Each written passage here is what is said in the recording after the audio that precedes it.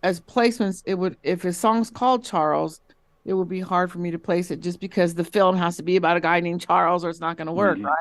So it limits its position for how many places it can be placed in film and TV.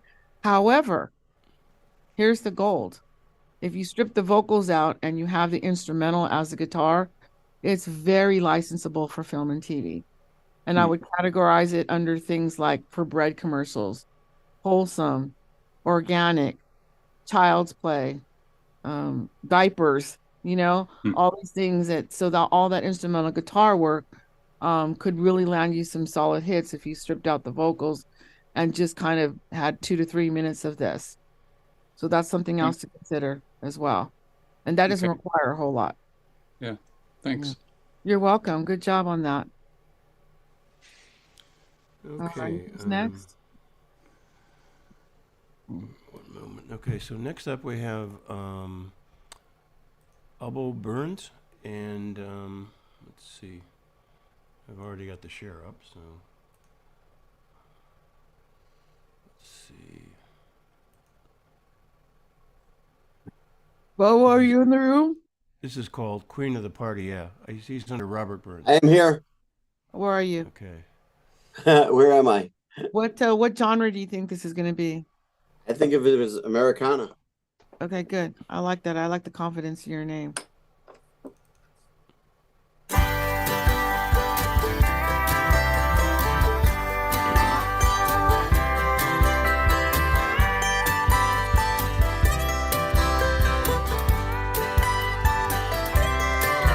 She's the queen of the party, the sweetheart of the rodeo.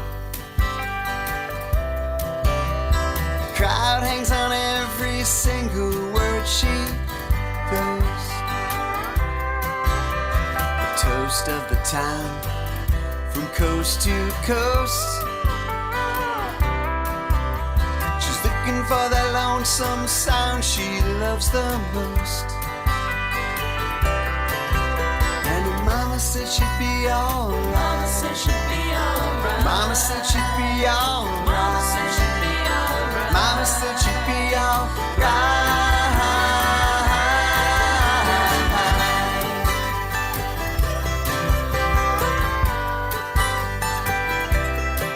I had a lifetime of Sundays all around my eyes.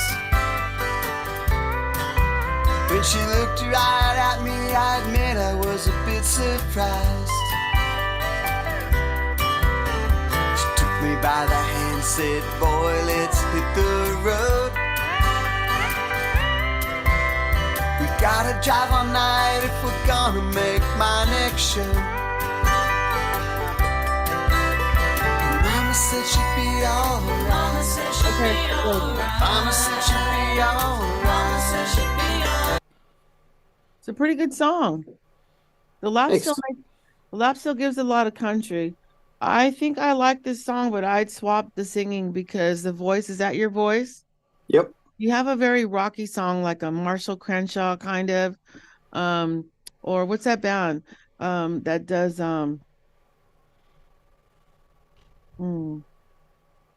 Tempted by the fruit of Squeeze. another. Okay, Squeeze. So that's your voice, which your voice is perfect for that genre, but I'm not buying into it for country or for Americana.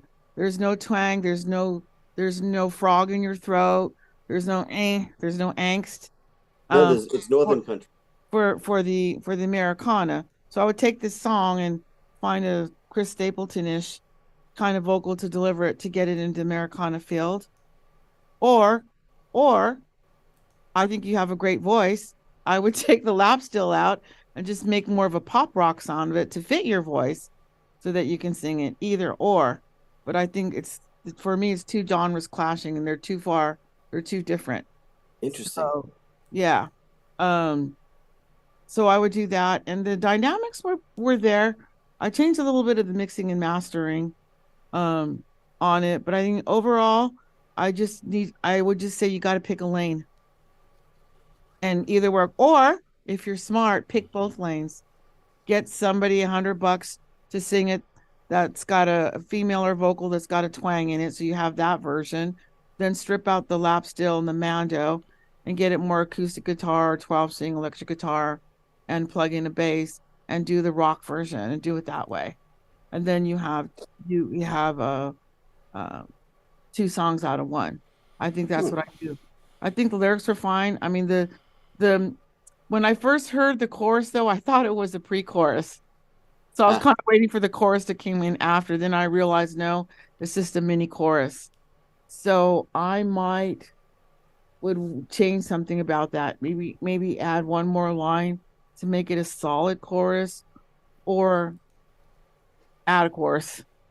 But I think you get because I was like, Mama says it's gonna be all right. Mama says it's gonna be all right. And then I was expecting the title to come in. She's a party girl, she's a party queen, she's a party queen. Then it would have finished the whole storyline for me. Because you said Mama said she's gonna be all right. Okay, so what's the name of the song? Queen of the Party. Okay. So I don't hear that. And to me, that's the catch line or the catchphrase. So Mama said it's gonna be all right, Mama said it's gonna be right, she's the life of the party. Then I would solidify the two. I think that's it. Other than that, like, I like the voice because I like the squeeze, right? And I like Marshall Crenshaw, and you have a great singing voice for that genre. But to be competitive, I'm going to the Americana Awards this year. I got a couple artists I work with that are entered into the awards, so I'm really familiar with that genre, that whole thing. So Okay. I think just pay somebody to sing it in that way. That way you have that whole track and then redo it in your style as a pop rock. Alrighty. Alrighty. Good Yes. job. Thank you very much for listening. Oh, and it's universal. Women like to party, and there's a lot of movies and scenes and HBO and Bravo stuff that I place that particular lyric and storyline would fit. It's not about Charles, right? Yeah, you get what I'm saying? It's more universal as far as licensing and placements goes for film and TV, I right? understand. Thank you. Yeah. How about a birthday card for mom? And then it opens up and that song starts popping out. Right? I've done greeting cards before. Okay. There's Wow, that's cool. Okay. Who's next? Thank you, Joanne. You're welcome. Cool. Next up, we have Jay Asher. Is Jay here? There he is. Okay. This is The called trucker hat. Be Kind. What genre? It's singer-songwriter. Thank you. Okay. Let's see.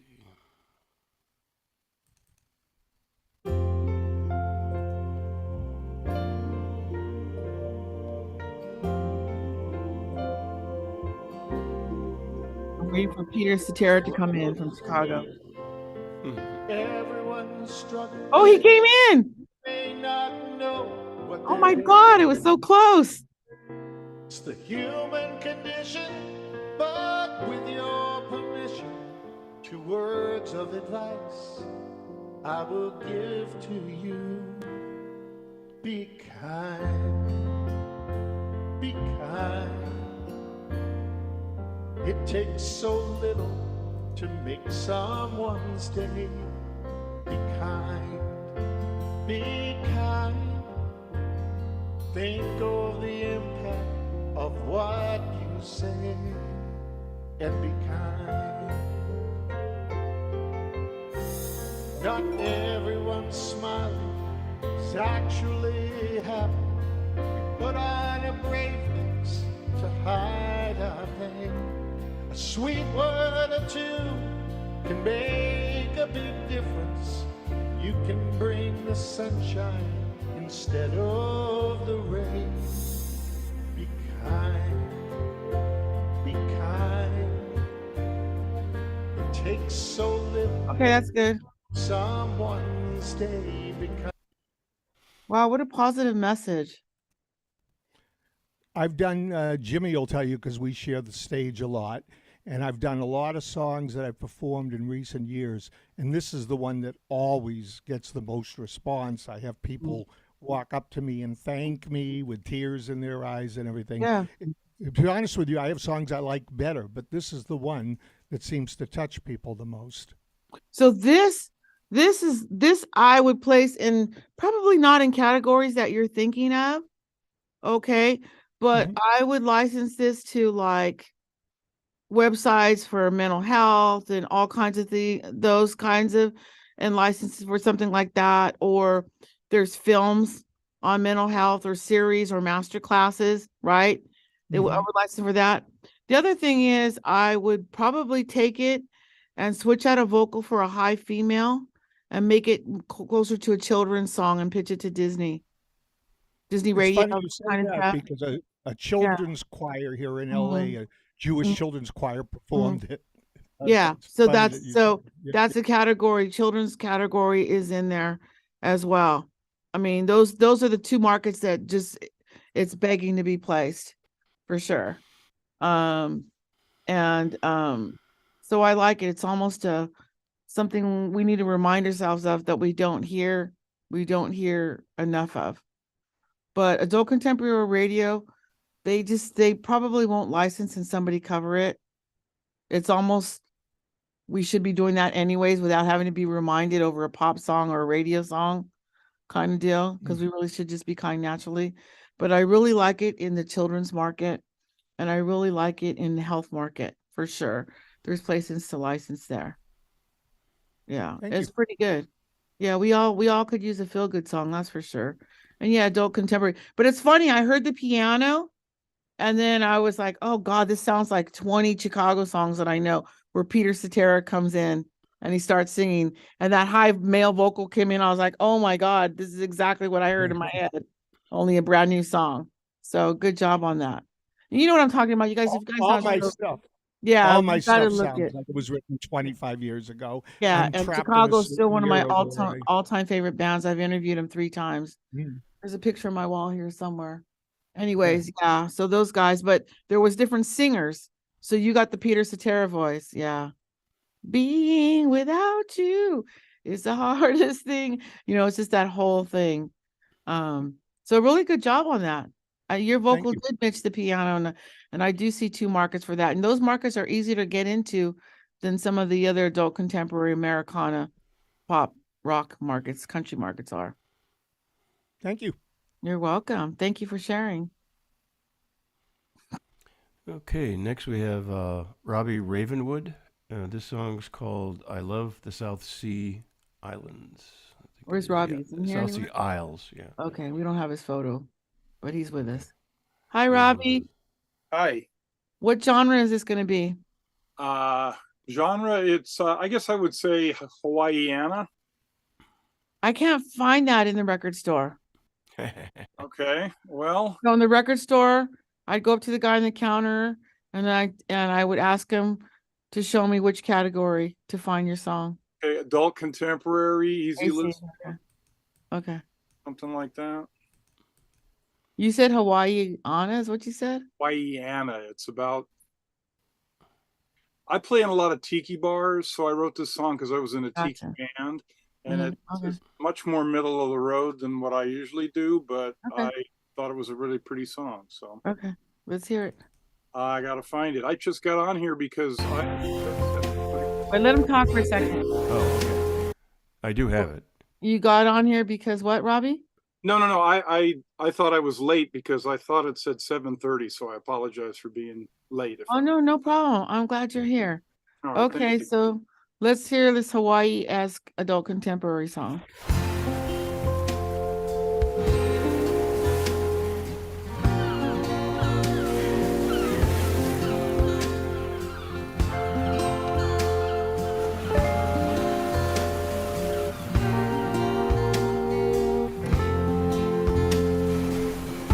Palm trees, tropical breeze, South Pacific I'll be back, Island. buddy. I gotta get my sweater. I'm chilly. Go Be right back. bronze tan, sunset horizons. I love the South Sea Isles, my paradise found. Enchanted Garden of Eden, I wish I was never leaving. Swordfish, this evening's dish. Hula Ma'alu how. Aloha shirt, Okay, that's good. brass skirts. Okay, so a couple things I would change. It is different, very Hawaii-esque, and I've done a lot of licensing for travel guides, for travel logs, for cruise ships. Okay. Mhm. So, but I'm gonna tell you right now, the lyrics would work for something like that in a way, but the chords won't. You got a lot of minors. And so for when we think of tropical islands, we think of traveling, we think of places and drinks we never leave. We're almost never in a minor. We're always in a major chord, in a happy chord.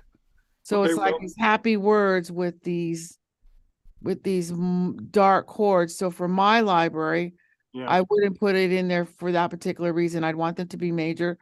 And the other thing is it's not enough information. I want more details.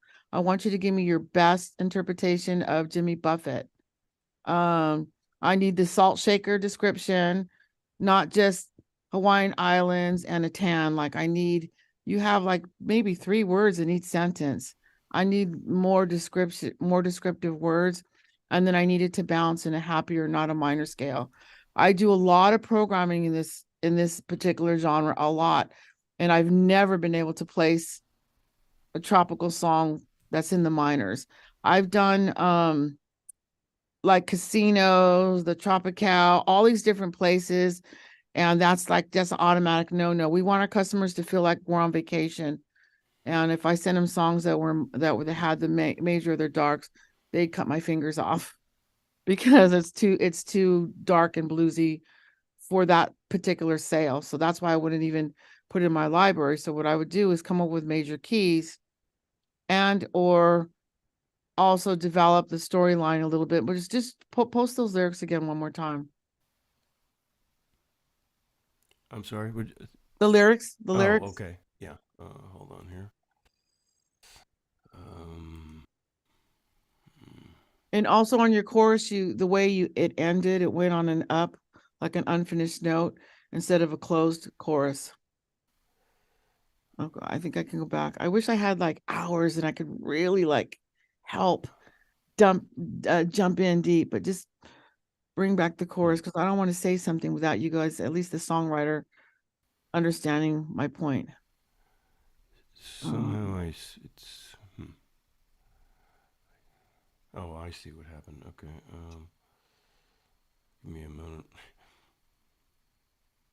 There it is.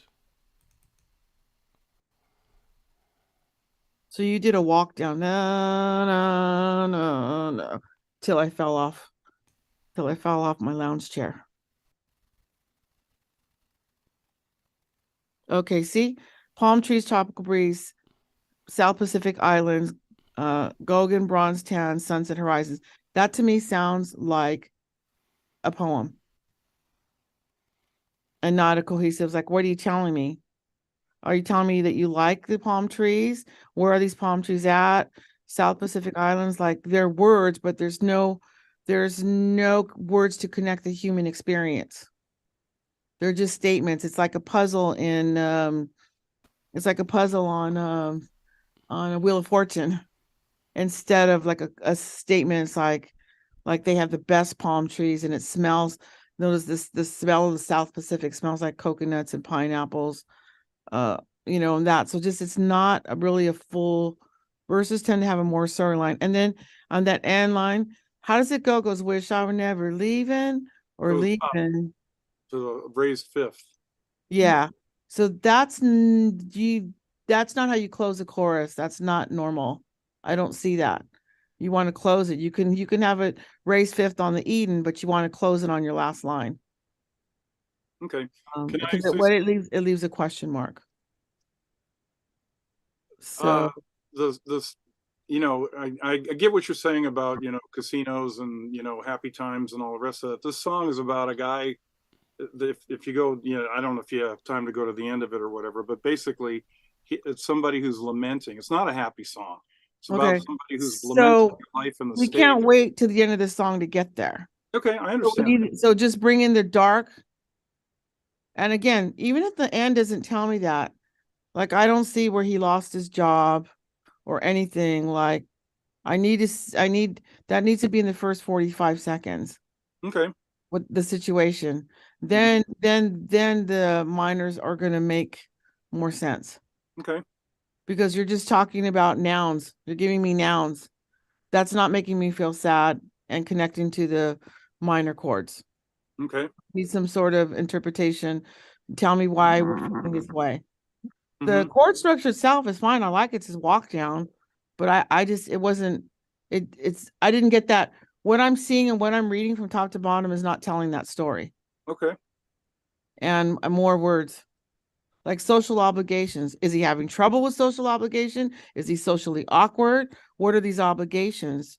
You know, like it's very like it could go up or down. Social obligations. Are they good social obligations or are they bad? And what are they? All right. Where's the feelings and where's the emotions to connect to his experience?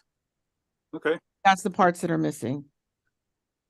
I think if you connect the storyline better to the audience, you can stick with the minor chords. You just got to get to that, especially in adult contemporary. You know, you got to get to the darkness. All by myself, I don't want to live, right? Right. We get there in the first 45 seconds. You already know this is not a song about love or happiness or vacation. So you want to get there first. And then it explains why we have this walk down chord structure. Okay. Okay. Yeah. Thank you. Good job, though. Thank you for presenting that. I appreciate it. All right, what do we got next? We have Trent Rush from Dog Weekend, and this song is called Cigarettes. Let's see here. Always trying to quit. Me too.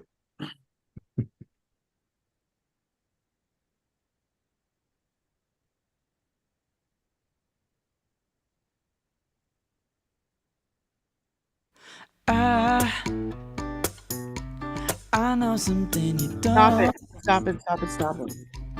It's killing. Okay, group. What genre is this? Everybody, unmute yourself. Tell me what genre it is. Pop. Pop? Mhm. I'd say pop. Yeah, pop. I'd say adult contemporary. Could be both. It could go from Michael Bublé, but it could also just be, Jonas Brothers. Okay, so we heard that in the first 4 seconds. So now we have the music defined and so now we're expecting some sort of pop or adult contemporary type song structure. And do we already know if it's broadcast quality? Sounds like it, right? In the first 5 seconds. Did you notice he had some percussion in there as well, which came right up in front to the vocals. So it was already setting up dynamics with the song. So I heard that in the first 4 seconds. So good job on that. All right, let's start over from top to bottom now.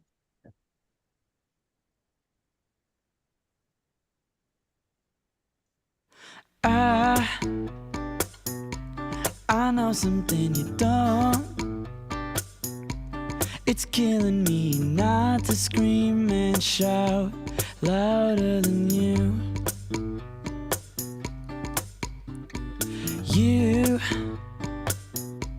You got the kind of shine that blinds the room. You probably just stole it from the stars, but like the thief that you are.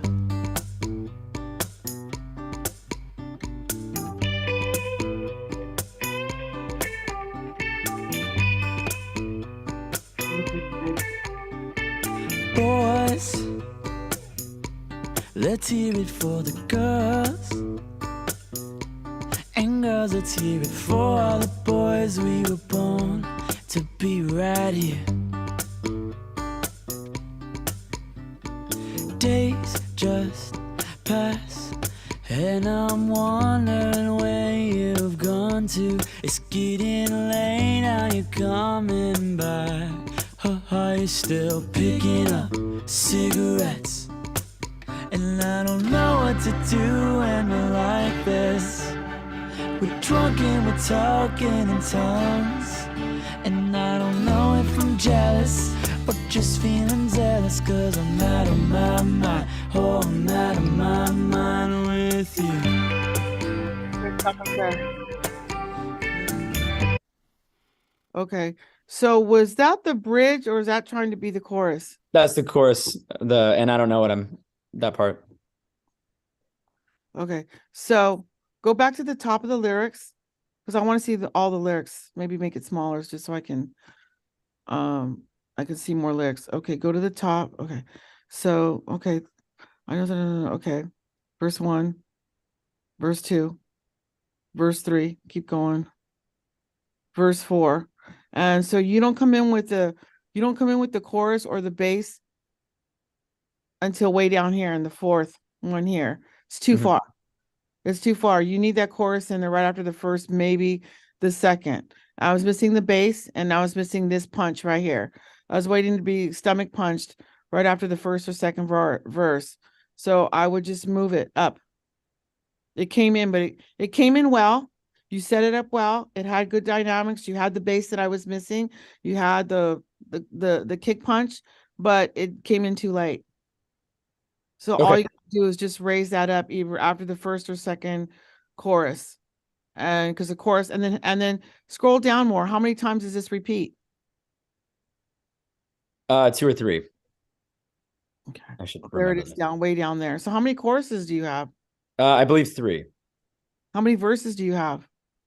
I have a weird definition of verses. I'll do like the first and second verse, then tease the chorus, then do another verse, then go to the chorus, which is the problem you're talking about. But yeah, that's the problem I'm having with it. It's too Yeah. many verses and you're not getting to the chorus part and it doesn't work. People won't pick it up that way. You got to get to it on radio and for broadcasting for your genre.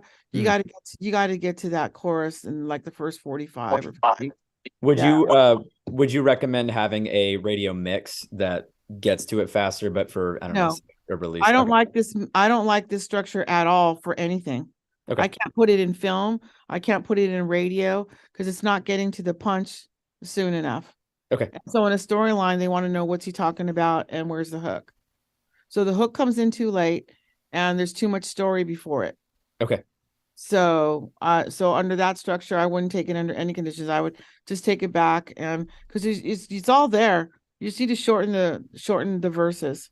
Gotcha.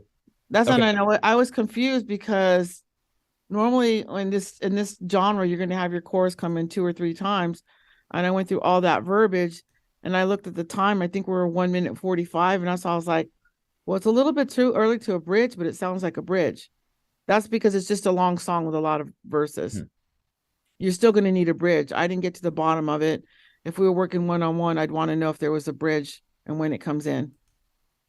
Okay. So, did it have a bridge? It has like a guitar solo. It's a bit of a weird song. Does it change chords or same chord structure? It pretty much stays G, C, and D the entire time. Yeah. So this one needs a bridge.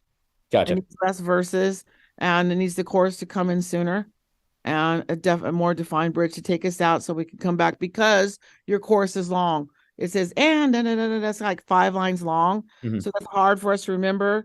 So that's why you got to for sure have to have the bridge and then come back to us to remind us of the chorus. Okay. That's not the hooky part. So that's why those verses have to shrink. Gotcha. That genre. Vocals, great. Production quality, good. Only issues I'm having is structure. Gotcha. Can do. Yeah. Thank you so much. That's it. Thank you. Thank you. Good songwriting, good storytelling. Thank you very much. Okay. Next, Emmanuel, I'm going to switch you with Gia just because Gia had a time constraint issue. So I'll put Gia up next. There she is. Yeah. And Hi, Jay. You've been around before, right? We're not new. I've seen you before. Yeah, I'm part of Jimmy's group, Jimmy and Stevens. And this one would be, I'd say it's a singer-songwriter kind of song, maybe contemporary. Yeah, that's me.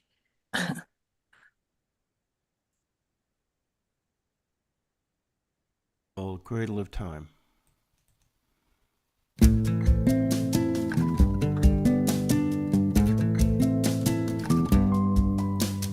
running so fast, I can't find the ground. When will it end? Where am I bound? I'm doing so much. What is the point? Screaming no more. I'm losing my voice. Time has seasons, fast and slow.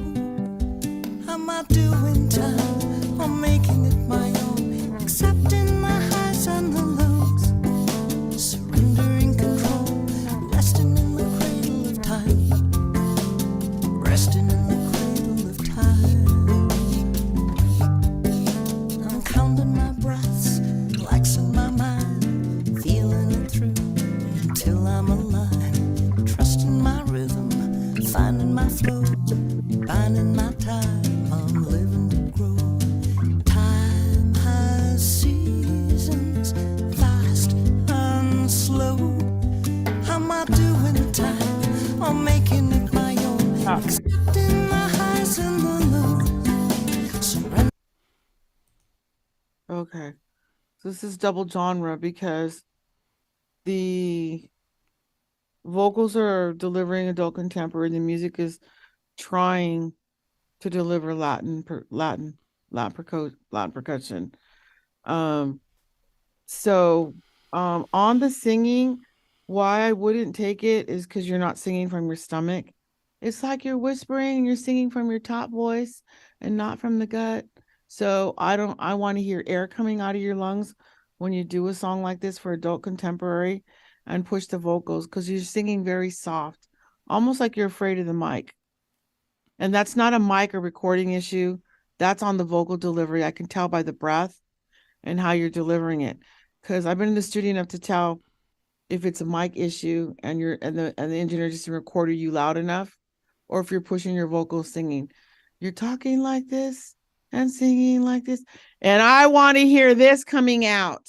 More vocals. So whoever's vocaling has to come more from the gut and less from the top. And that's going to easy fix with a couple of vocal lessons or pushing the vocal. The second thing is the music is going ba ba ba ba ba ba ba ba, and so is the vocal, and they're almost canceling each other out. It should be them supporting the vocals, and I feel like the band's not supporting the vocals. I feel like the vocals are trying to sing with the music's already written. How was the song recorded? The music first and then the vocals, or the vocals submitted and then the music written around it, or how was it tracked? It was originally the guitar vocal, the guitar was put down first. No, I guess it was the backing track. And then I sang to the backing track. And interestingly, so for different purposes, I had somebody suggest to me that I do more of the sort of this current Billie Eilish, be intimate with the microphone.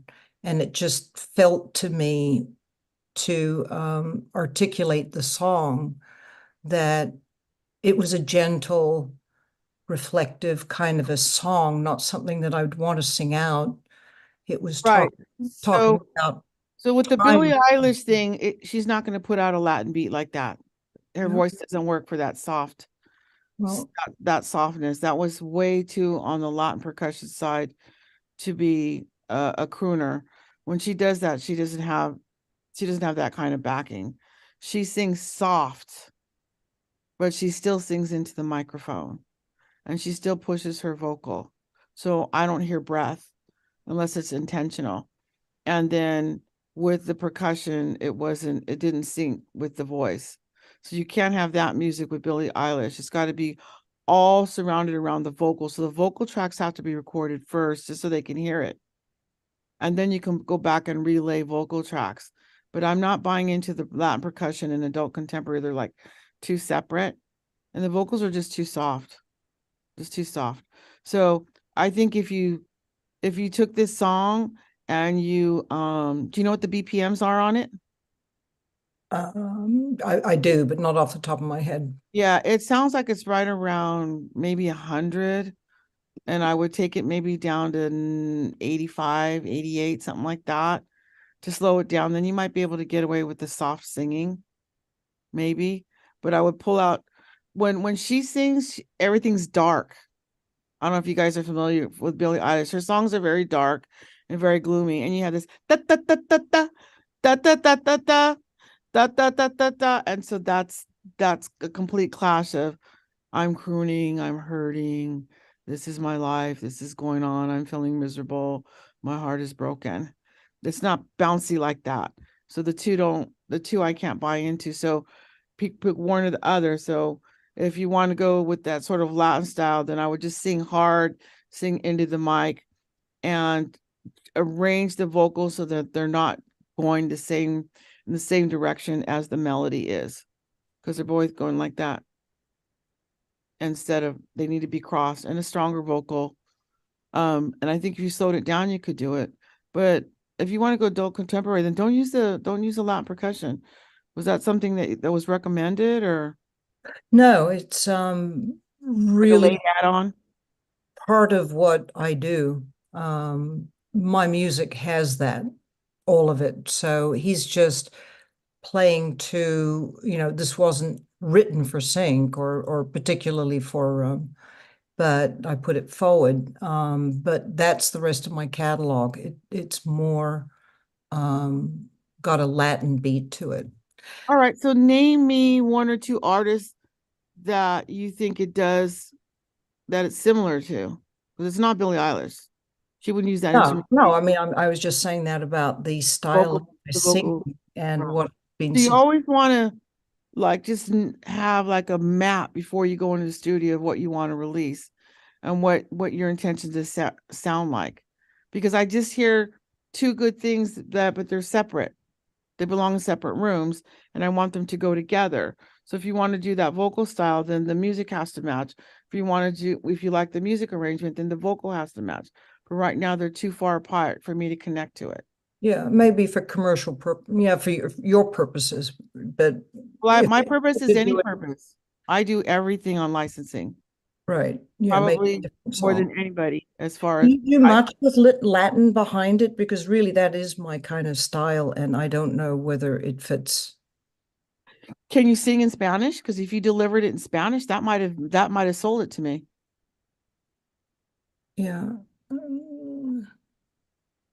That's something that you Really, can I mean, consider. I guess from the musicals and genre, rather than boxing myself, just to sort of do something I love to do, and just again, if it's not fitting for a commercial purpose, it's something that I like the rhythm, and maybe if it isn't commonly done, So you're saying like for performance, to do for live performance. for live performance, it sort of works well. People like this kind of thing, but again, testing where it might fit other than as an artist endeavor. Yeah. I mean, I don't know. I just think if it was defined a little bit more, it could work on everything, both live performance, placement, radio, adult contemporary. It just needs a little bit more definition. So, maybe if you just re-record it with a stronger vocal instead of trying to go for the Billie Eilish, I think it would win over a bigger audience than going, is this a Latin song or is she singing it softly on purpose? Then the vocals is too loud for your soft vocal. So you could just pull back on some of the music so that it supports your soft singing. But I think it's overbearing the soft vocal. So either a louder vocal to compete with the music or a softer music to compete with the vocal. I mean, to support the vocal. But they sort of cancel each other out because I'm struggling to hear what you're saying. And I've got this Latin band going on that's playing in front of me. So I think an easy fix would be either sing it louder or pull the band back further to be lighter, maybe like just an egg shaker. So it's not so bright and tinny. Then you could sing Or it soft. could be just a guitar. I mean, it Or could just guitar. Think of be like Girl from Ipanema, long and tall and oh so lovely. She's not pushing her voice, and it's very soft, but just like a light little shaker. You don't have this like tick, tick, tick, tick, tick, tick, tick, kind of canceling it out.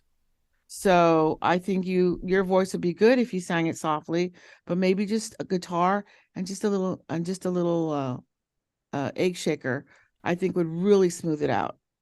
Then you wouldn't have to try and push hard. You get your sultry voice on, and it can be supported by Joanne. Who's calling me? I think we should move to the next one. Yeah, for sure. Okay. But you get my drift. Was that you, Steven? Whispering with me? No, it wasn't me. No. That's weird. Yeah. Okay. Did you guys hear that?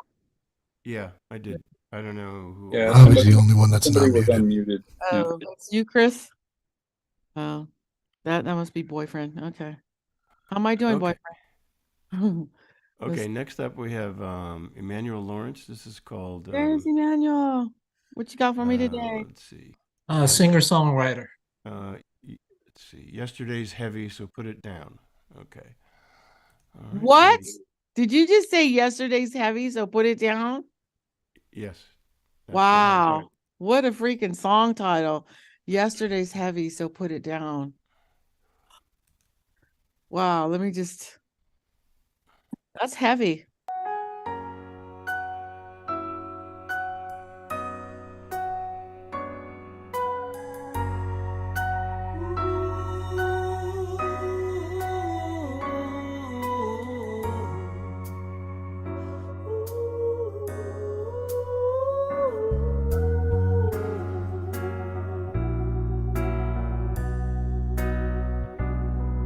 At work, you do your best, see it to test, but you follow through. And Stop for you a give second. it your all. Well, that's all you can do. Appreciation's hard to find. You head for home, search for sleep. Wake with worry on your troubled mind. But peace is what you need.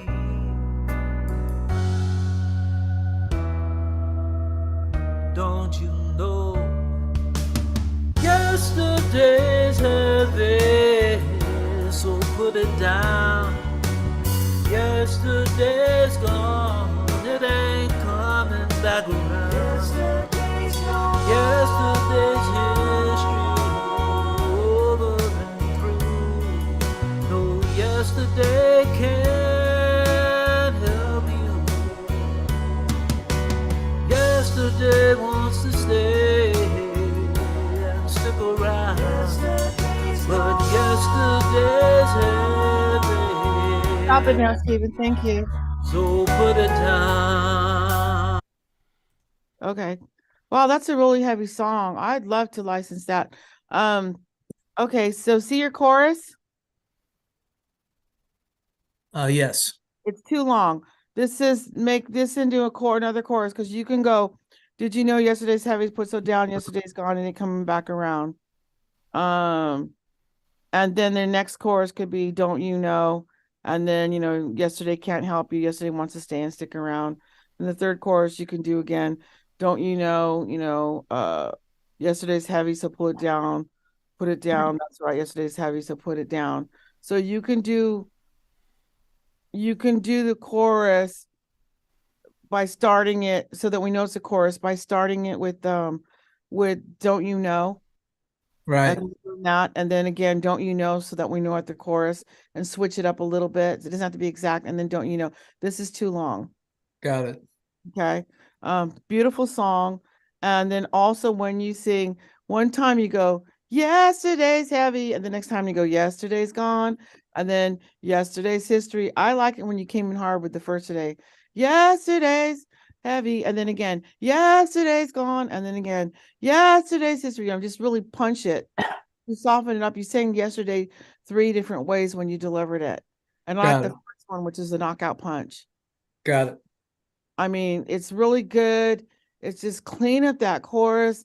And this song is very moving. And I almost see this in credits, beginning and ending, or ending credits, which there's a lot more money in ending credits, because they usually, run all the credits and play the whole song. Right. And it reminds me very much of the style of Billy Joel. Oh, okay. Thanks. He writes 70s, 80s, 90s, 2000s. So it's multiple genres. And it can be redone as adult contemporary or singer-songwriter, or even pop if it had a young, youthful voice to do the same thing. It's a great song. It's a very heavy, heartfelt song. It got me just in the title. Okay, great. Thank you very much. You're right on track with that. Just a couple fixes, and I would definitely stick that one in my library if it was broadcast quality and polished. All right. Hey, thanks a lot. You're welcome. Thank you.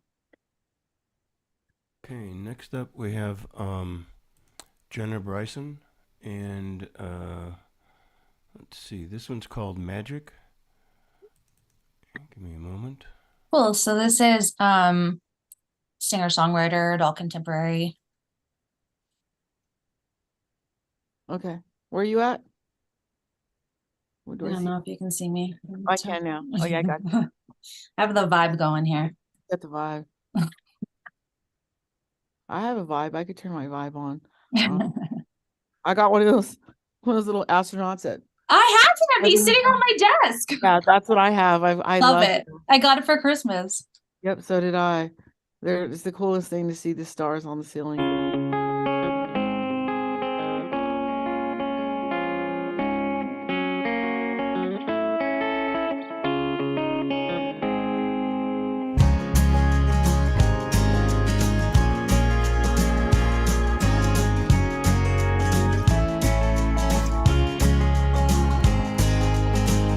I never heard anything quite as beautiful as that song you sing, or that little dream. You move me without a single finger on my heart. Oh, you cannot be what you seem. Oh, take off, cast your spell onto me. Open, soak it up, desperately. If you're a bird and I am too, I will fly to you. Oh, let it be, let me see all the magic that you do. And when I lay me down at night, oh, you become the moonlight on me, honey. You are magic, I'm alright.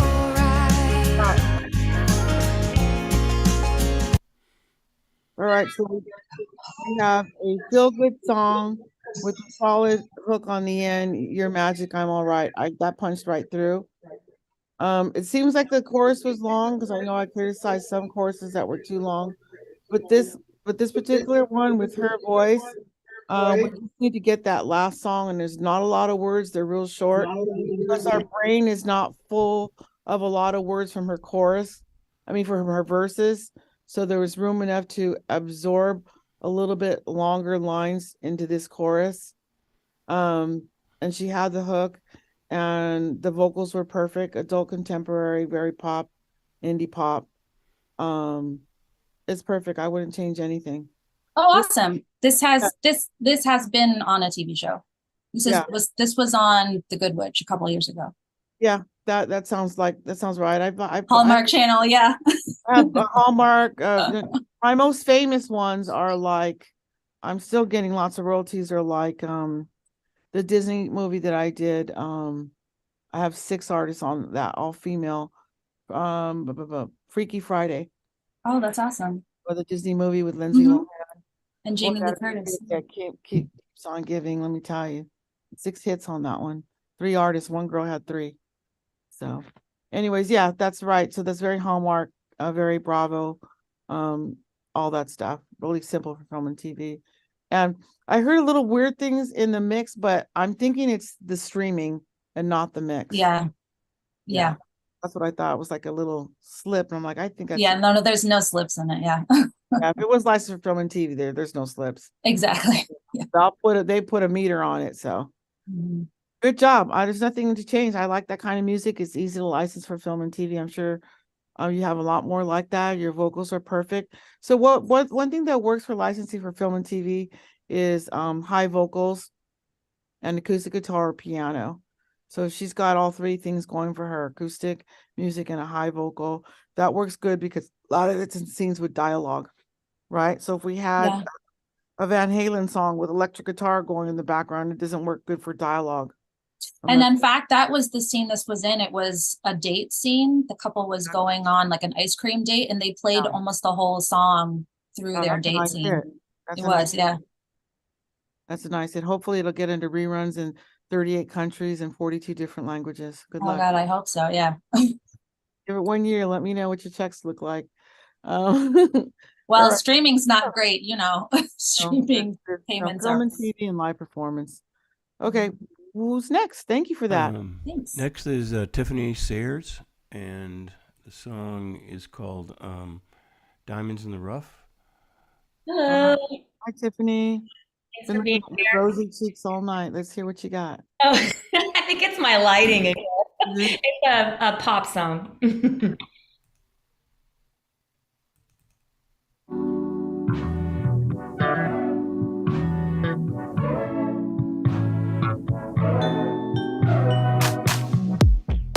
Got a little something in my cup.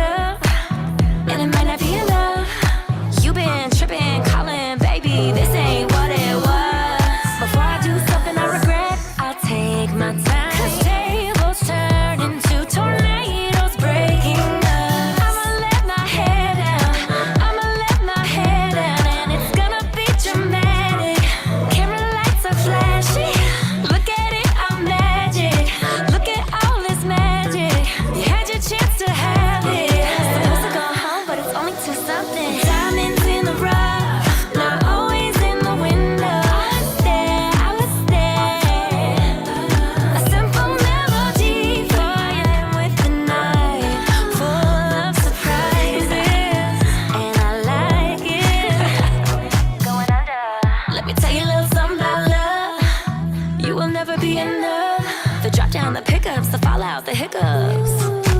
I take a step, then I pull back. Can't believe I let you do that. Whoa, and a girl won't let him in my space, yeah. Whoa, and a girl won't get out of my face, yeah. I'ma let my hair down. I'ma let my hair down. And it's gonna be dramatic. Camera lights are flashing. Look at it, I'm magic. Look at all this magic. You had your chance to have it. Supposed to go home, but it's only 2 something. Diamonds in the rough, not always in the window. I was there. There you go. I was yelling. I don't think you could hear me. Yeah, I didn't. Yeah. Okay, go on. I'll wave next time. Yeah. Okay, so definitely pop genre, definitely in the style of pop. I'm hearing a couple different influences. Anything from Lizzo meets Ariana Grande type feel. That's exactly what I think too. Exactly what it is. I've said that before. There Exactly. was just a couple of places when the 4th and 5th line connected that something was weird on the cadence. I couldn't figure it out. I'd have to hear the tracks again and put it to a click track to see what was off. It was really weird, but it was kind of a little bit two different. One part was Lizzo, one part was Ariana Grande, and I had a little difficulty transitioning from one to the other. So the transition I would want smoothed out so it's more cohesive. Okay. It's almost written like a duet. Here's Lizzo's part, here's Ariana's part. So it wasn't buying into the same vocal on both sections. Okay. And I think yeah. I think just a mixing change would smooth it out a little bit. Okay. Like you had a producer write this section, another producer write this section, and then one singer try to do both different ways, if that makes any sense. Yeah. And now these types of songs, pop is super competitive. So when you're writing songs, who are you thinking of? You got to think of your career. Okay, I want to write in the style of, and you don't have to mimic them, but just know what market you want to be in. You don't have to have the same voice. You don't have to sound the same writing style. You don't have to have the same instruments, but at least be familiar with your market. You're opening up a business. You want to know what market. Are you selling shoes? Are you selling tennies, or are you selling high-end shoes? Just know. So always say, okay, find somebody in the market and find at least 2 or 3 people in the market whose career you want to follow as far as income and independence. Are they signed artists? Are they independent artists? Right. And then what genre, and then find them and make sure that you're competing. So if you find your market, you're going to say who's making money. That's really stiff competition. So for you, you want to check the pop charts. You're going to look at the first 10 tracks, and each track you're going to see probably the top 100 pop charts is going to have a minimum of 8 names on each song. You've got the producer, you've got the beat maker, right? You've got the other beat maker, you've got the vocalist, you've got the arranger for the vocals. There's like 9 people on one track. It's very, very high end produced, right? And so I hear the quality of the track is pop, but it just needs to be a lot more solidified because it's so competitive. So a little more work on the dance track. It's good. I get the song, but from what I'm being handed, it's just has to compete more now. So that would require, sitting down and going to the track and other tracks and a little more of this and a little less of that. That's very involved in pop. Pop is a tough market to crack. Yeah. And predominantly, are you talking about like the production, the mixing and mastering, or just the song overall? Song overall, because I said one section will sound really good as a dance track, the other sound really good as sort of a dance, sort of a hip hoppy kind of thing, and then it just needs to be more cohesive. Okay. And then also, unless you're having 2 singers, then it would balance out the 2 different styles of music in the different sections. But if you've got one girl singing, then she's got to be able to fit in both different styles of the pop music. Got it. Okay, great. Well, thank you for that feedback. I appreciate it. Good luck with that, though. You got the right voice and the right writing style. So these are kind of songs that I would forward to to publishers who are looking for songs for their artists, for the Ariana Grandes and for the Rihannas and for the Lizzos and all that. Not every single artist is writing their own songs, and their publishers are out there seeking. And I'll get these requests going, publisher for Rihanna or publisher for She is looking for a song, and then it'll give me the description. And then a good job. Thank you. Welcome. Before we go any further, Steve, can you please mute Robbie and Larry, because a little bit of noise seems to be cutting in. Thanks. Okay. Let's see.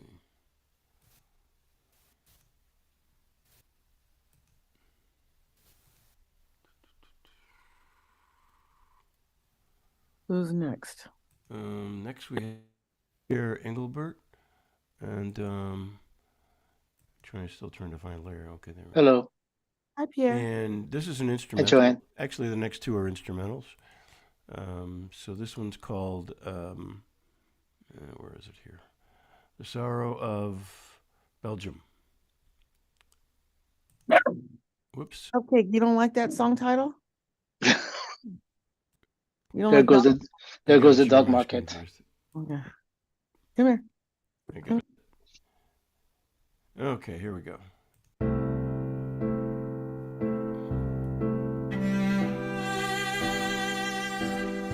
Oh.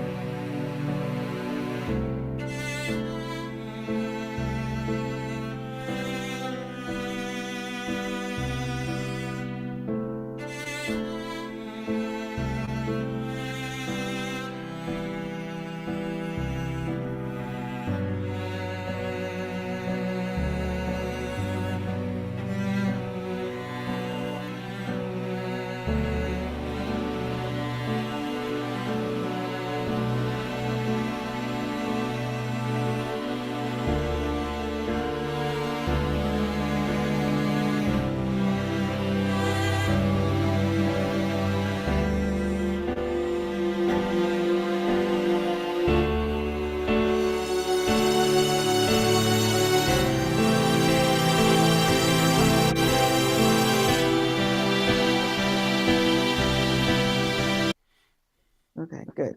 Let me ask you before I forget, at 54 seconds, Pierre, and at about 1 minute, 11 seconds, 54 seconds, you have a second string come in. Is that a cello or some strings?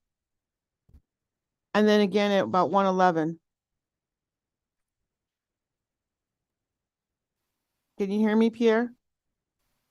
Can we unmute Pierre? You're I'm muted, sorry, Pierre. I'm sorry, I was muted. Yes, there are four Okay. string tracks, and then the cello starts, and the other strings come later, including Okay, the so it string starts with section. the cello. What's coming in at around 54 seconds? Beats me. I think that the next one is a string section, violin section. And so you have, I don't okay, know what time though. okay, 54 seconds, you have a second set of strings, and then at 1:10, somewhere around there. At 1:10, it's like there's a swell, and then all the strings come together. Yeah. Okay, okay, so the one before that at 54, what is that? Are those violins? Yes, Okay, is that a plug-in? it's a BBC Symphony Orchestra. Everything is through plugin. BBC Yeah. Symphony? Yeah. Okay, because it sounds like a loopy track. It doesn't sound like a symphony orchestra, but it could be the streaming. That's why I'm asking. At 1:11, what comes in, or 1:10? You said it. There's a swell, and then is that more orchestral strings? Yes. Is that is that a plug-in too? It's all the same plugin. The So piano and all the strings are all Okay. the BBC Symphony Orchestra Okay. plugin. So that means that when I'm hearing it come in, it's sounding very 1980s Juno 106, when I really should be hearing the string. So that's telling me it's the string. They came in at the right time and it sounded really Hopefully. good. It's a very well written composition. Have you written for film and TV, or have anything plush sold before? No. Okay. So I would have to hear it with professional studio and headphones. But if it's as good as those BB strings are, if we can get that and it really is broadcast quality, which I'm not hearing because we're streaming it this way, then it's really, really good. And if that's the case, I could even teach you how to pitch it yourself as an instrumental and how to tag it. So you could have maybe only written 5 songs in your whole life, but each one of those is perfect for film or TV, but they will get nowhere if you don't know how to properly do your metadata. It's something I teach or do one-on-one.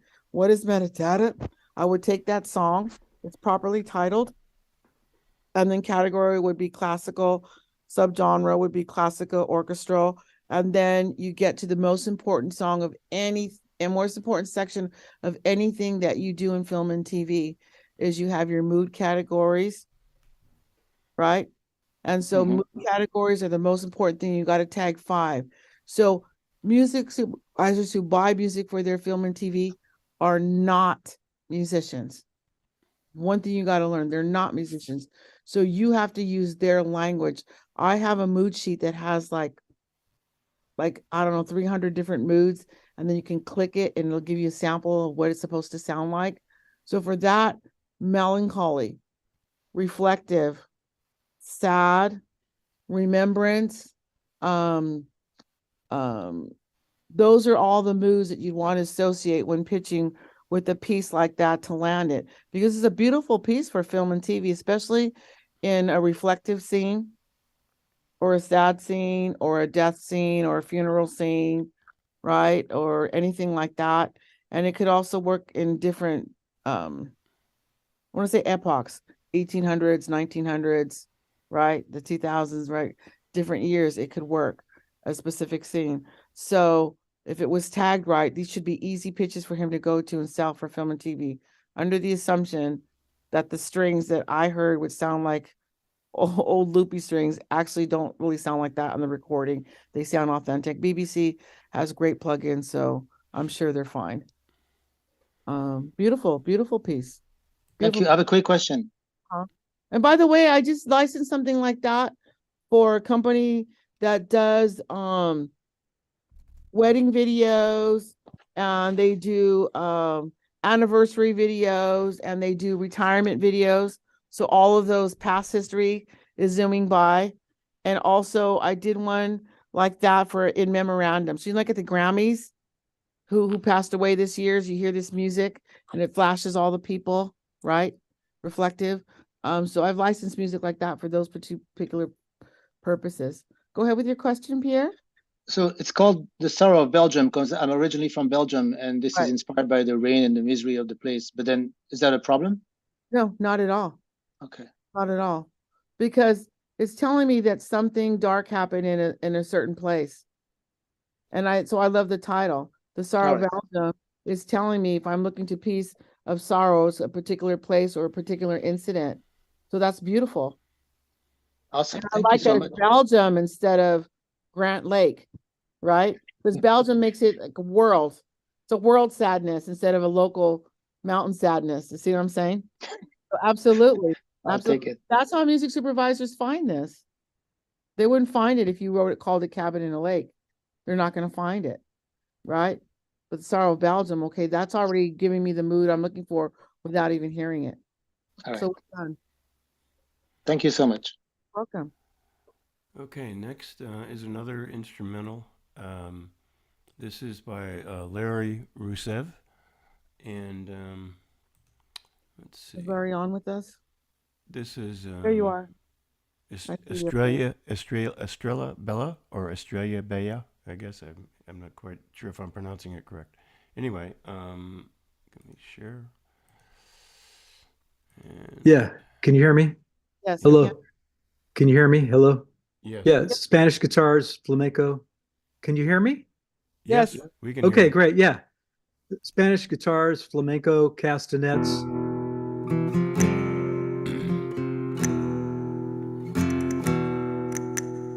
Stop it right there, Stephen. Yeah. First 10 seconds, it went bam, ba-da-dum, ba-da-dum, click, click, click. If I was just to snip that, I could turn it around and call it a stinger and make money as a stinger for film and TV. So the lesson in this is you can take a song that you've written, and if there's certain sections that you can cut it and snip it into a stinger, or what's called a cue. These are great for film and TV, especially for reality TV. So imagine you're watching a soap opera or you're watching Vanderpump Rules or whatever, and then right at the end, these two fight, and then you hear bum, bum, bum, bum, bum, bum, bum, click, click, click, right? So that's perfect because you've got these two ladies that are fighting over their Prada shoes, and it's about to go in a commercial, and you hear this bum, ba-da-dum, ba-da-dum, click, click, click, like there's a conquistador, there's a war about to happen, and boom, it fades into commercial, and then it comes back. So just think for music supervision too, with a song like that, you can also take 10-second cues, 15-second cues. Sometimes the bridge out of a pop song or Americana song will work well as a 15-second cue, which they buy for podcasts and for radio bumpers. And bumpers, in other words, you can take a song, pull sections out. If you listen to Howard Stern or any of those shows, they have bumpers going from the show to the commercial or the podcast to commercial back to the show. Bumpers, cues, stingers. So that first 10-second could be easily used as a stinger. All right, let's let it rip, the whole thing.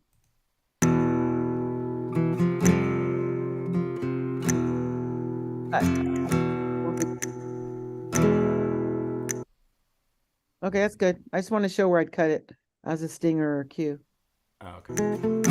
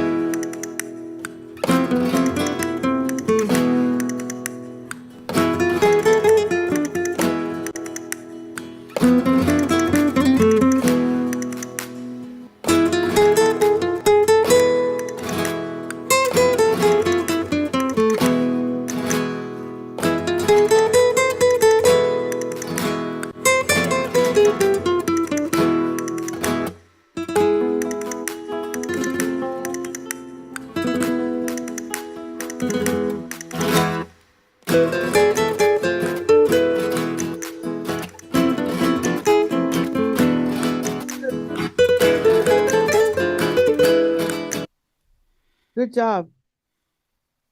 Good job. What time signatures? I was trying to count it out. 4/4. I thought I was in 4/4, but then the castanets and the stomping was like, I think it's 4/4. Really, really good. So yeah, that's just a great piece for film and TV, as a bumper, or again in reality TV, but also for travel stuff and for food channels.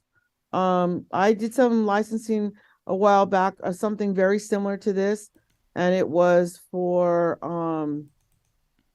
CNN. It was one of those channels where the wasn't Anthony Bourdain, I think it was Eva Longoria, or they went to Spain, and so they Yeah. have music playing in the background while they're showing the terrain, not just the restaurant, but just the whole terrain and the people and the vibe and the clothing and the marketplace where they buy all the food before they cook it. So travel channels, food channels, cut it into stingers and cues. This particular song like this could have multiple uses. Good Great. job on that. Thanks. Yeah. I have more. I can do plenty more of these too. Are you pitching them? Yes, I did. It got returned. I mean, it sounds like you're only pitching to one company. Oh, not to a company. I mean, I submitted to a taxi listing. Okay. So Yeah. I work for Taxi. I'm number 54. I worked there for a couple of years. So, so I don't think Taxi would be the right place. So, if you guys book time with me, I charge $200 for 2 hours.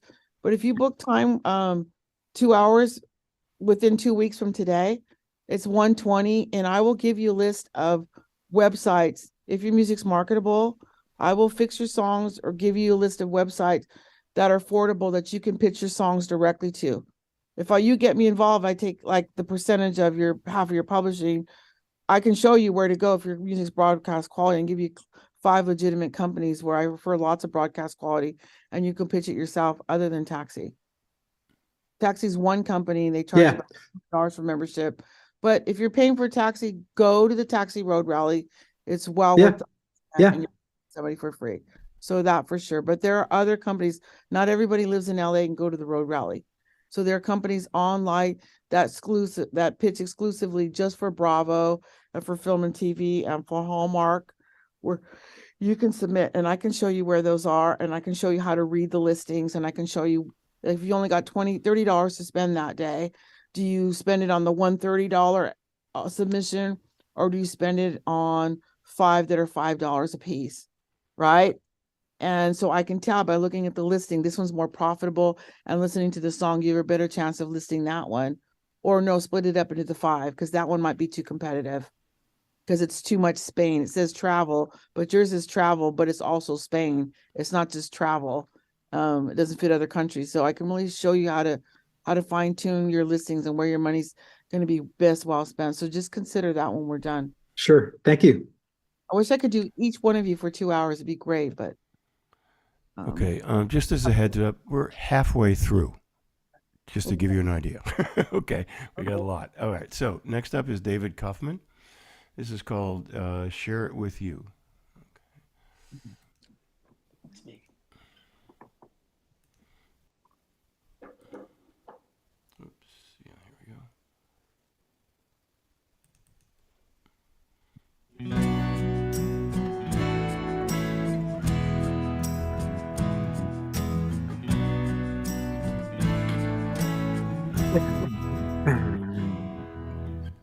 I can lie on the beach, I can gaze at the sunset, I can tell that it looks pretty good, but I'm not having fun yet. I can listen to the latest song, try to bob my head up and down, but something's missing for me if you're not around. Oh, I can tell the sour from sweet, but it doesn't mean a lot till we meet.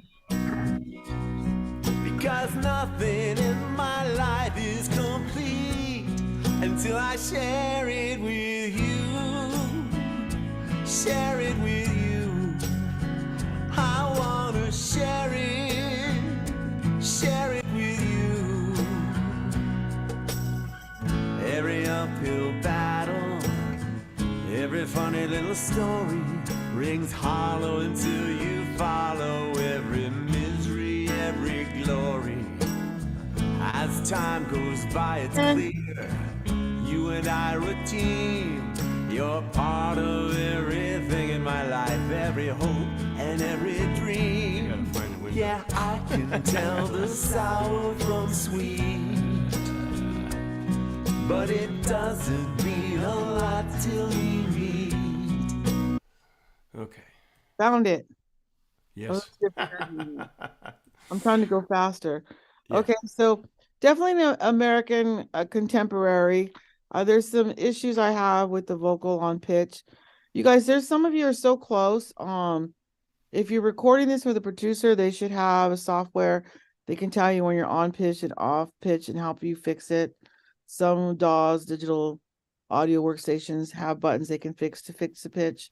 But really, before you go and record, there's little apps that you can get on your phone for $2.99 where you can sing the whole song into it. It's going to go red and yellow when you're out of pitch and stay green when you're in pitch. So fix that. Sing the song in key 3 or 4 times before you record it. It'll fix the pitch issues for $2.99. Really cheap tool. The second thing. What app is that? There's probably 50 of them. Really? Just Okay. look up app, just like sing in pitch. I mean, I can look one up, but I don't want to waste people's time. No, it's okay. Yeah. Yeah, but just go to your app store and just put sing in pitch. Probably 15 will come up between $2.99 and $4.99. Pick the one you like the best. Just like a tuner. Pick the one you like the best. So you can do that. If you're paying for producer, then shame on him for not telling you you're singing out of pitch and not making you recut it. Okay. So if it's just a demo quality, that's fine. You can sing out of pitch because you're pitching it to someone else to re-record. But knowing that, you still got to compete. And so the song dragged a little bit and it was a little too predictable. I'm sad. I got hurt. My feelings were hurt. This relationship ended up bad. I needed to be a little bit more definitive and then a little more definition with instrumentation because I couldn't tell what genre it was going to be. Sounded like an older 60s sort of singer-songwriter song, which is fine. If this was the 60s, I could pitch it, but it's not. It's 224. We need everything pitch perfect, broadcast quality, and more definition. Like, who would this compete with in today's market? So when you're going to pitch it to a buyer, to film and TV, or to a record label, you would say it sounds like this song by this artist. Who would that be? Because when you're selling your song and you're trying to make money, they're going to ask you that. You got to be able to answer that. What reminds me, this song, and this song by these 3 different people, like that. You know, reminds me of a John Prine song called blah, blah, blah. It reminds me of whatever. You got to talk about 3 different artists that are making money in 2024. If you can't answer that, then your song doesn't have a definition and it can't compete.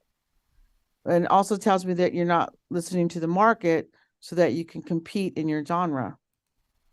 So you want to make sure that you define it. So sing and pitch, pick a genre. See, at first I thought, wow, this would be a really good country song. Then it went on in the storyline. I'm like, oh no, this could be further from the country. There's no dog, there's no tractor, there's no beer in the song. So I was like, okay, well, maybe it could be adult contemporary. But then it had like a shaker in it, and I think it was a conga or bongo, which just didn't fit for me for the genre. So I needed to know what other instruments it's going to be. Whose song was that? They're there somewhere. David Kaufman. David. You there, David? Yeah. Did you understand what I was trying to say in this short 30 seconds? I'm trying to squeeze it in. Yeah. What were you going for? What do you want it to be like?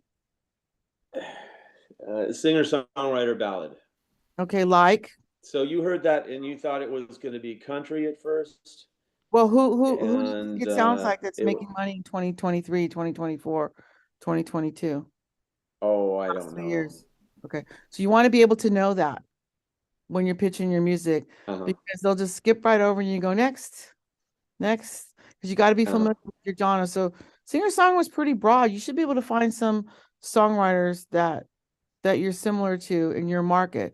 But it tells me that you're probably not listening to a lot of 2024 singer-songwriter. You're constantly listening to Spotify singer-songwriter or adult contemporary. And you felt there were a lot of vocal pitch issues. Is that correct? That's what you said. Okay. And you had them in single words. Gotcha. So you're saying one word, but it was like the same word, not even space between words. So it used to be pitch perfect. I'm not anymore. But try that. Just take one of those apps and sing into it. It will tell you. Don't take it from me. Get one of those apps. It'll okay. For you. For sure. Okay, we got to keep moving. Next up That's self-produced? Yeah. Okay. Now, if you're getting a producer and they're not telling your songs are out of pitch, you're being robbed, because you pay somebody and that's part of their job is to tell you that, not let you walk out of a studio with the song that's out of pitch. That means they're just taking your money. They don't care about you.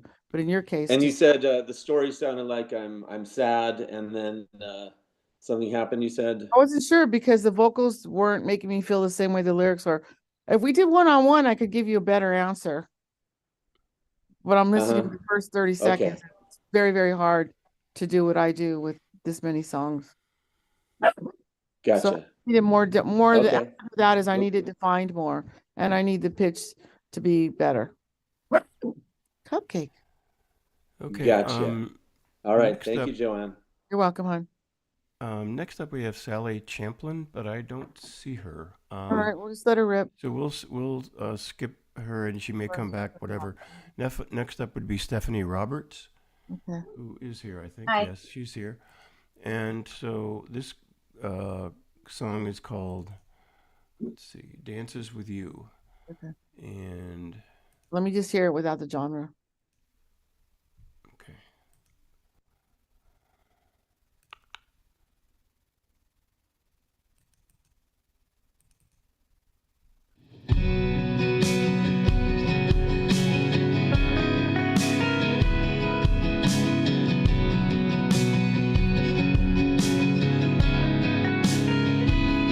It all starts with a pair of hearts that found their way.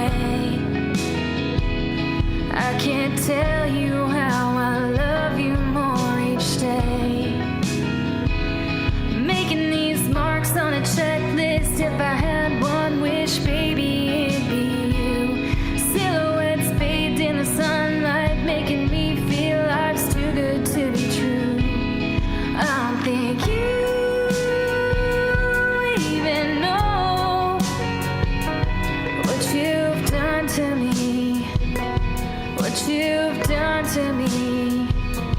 And now we've built this home. As you're moving in close to me, we start swaying to the beat. In this life, I'm not sure how I'd make it through. I just wanna dance on my dances with you. Was that the chorus that was about to pop up? No, that was it. That was it? Okay. How many lines are in your chorus? Quite a few. Anybody can remember one line and hum it back? No? Okay. So in country and in pop, we've got to be able to catch that hook and that melody. And you've got 1, 2, 3, 4, 5, 6, 7, 8. I've never seen a pop or country song that has that many lines in the chorus. So it's got to be shortened up. And usually in the chorus, almost always in pop and rock, the second to the last and the last line are almost identical, repeating. And I want to dance with you, all my dances, and I want to dance with you. Or all my dances, almost repeating. So I didn't grab the hook. I didn't grab the melody. So in music, especially in pop and country, you have to land two. You have to land the melodic hook and you have to land the lyrical hook in pop music. There's two of them. Check every song out there in pop or whatever, lyrical hook and melodical hook. I didn't grab either one, but this is a really good song. I fell in love with the first chorus, and then the second part, it just was too long. I couldn't tell where I was.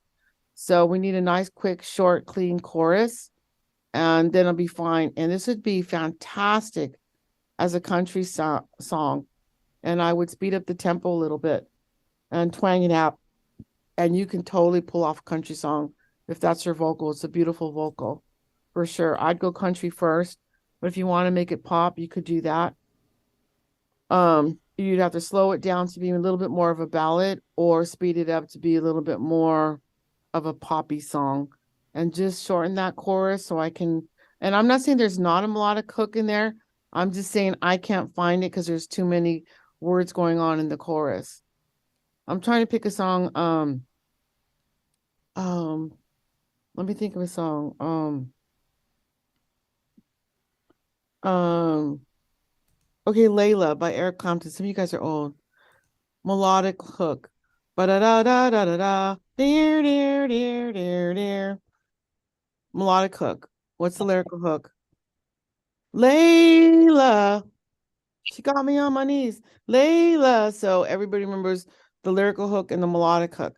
And so that's got to be in there in country and pop. And they're there, but they're buried because the chorus is a little bit too long for a pop or country. Beautiful voice, beautiful storyline. I don't want to change it. Just make it just simple. In pop and country, it's got to be a little bit more simple. You could, but I don't want to unsay what you have to say. So take your chorus and maybe if it's like 6 lines, take the first 3 lines and then repeat 1 line and then take the second part. So when the chorus comes again, you can start it off a little bit different with your last 3 lines from the last one, and then repeat the same line that you did on the first time. So at least the last line on your chorus is the same. Then you can alter a bit so we know we're in the chorus. Okay. So then we get your melodic hook and your lyrical hook in there. Because our brains in pop and country music are short. So we only have X amount of room to get to the hook and to get to the lyrical content. And so fortunately you have to dumb it down for audience to remember it, sing along with it, and ask for that song and hum back the melody. Sorry, we're pea brains. We're not like the musicians with the genius and all this stuff going on who hear it all. People on radio and that buy and sell music and buy your t-shirts, they're not as expounded as musicians are. Well, thank you for the feedback. I appreciate it. You're welcome. Good song. I'd twang it up if I was you. Got it. Thank you. And I think you have the right voice for it. Oh, thank you. Just give it like more of a Miranda Lambert. Got it. Thank you. Who's next? Next up, we have Jennifer Maraca from the Odd Birds. and this song is called Magic. Okay. This is our third Magic song. No, this is called the Water's Edge. Oh, I'm sorry. Wait a minute. I'm reading the wrong line here. We had two Magics Yep, already. you're right. The Water's Edge. Yes. Sorry about that. Let me see here. No, I pulled up the wrong one. Okay. Clicked on the wrong. Give me a moment. Sorry. Water's Edge. Here we go.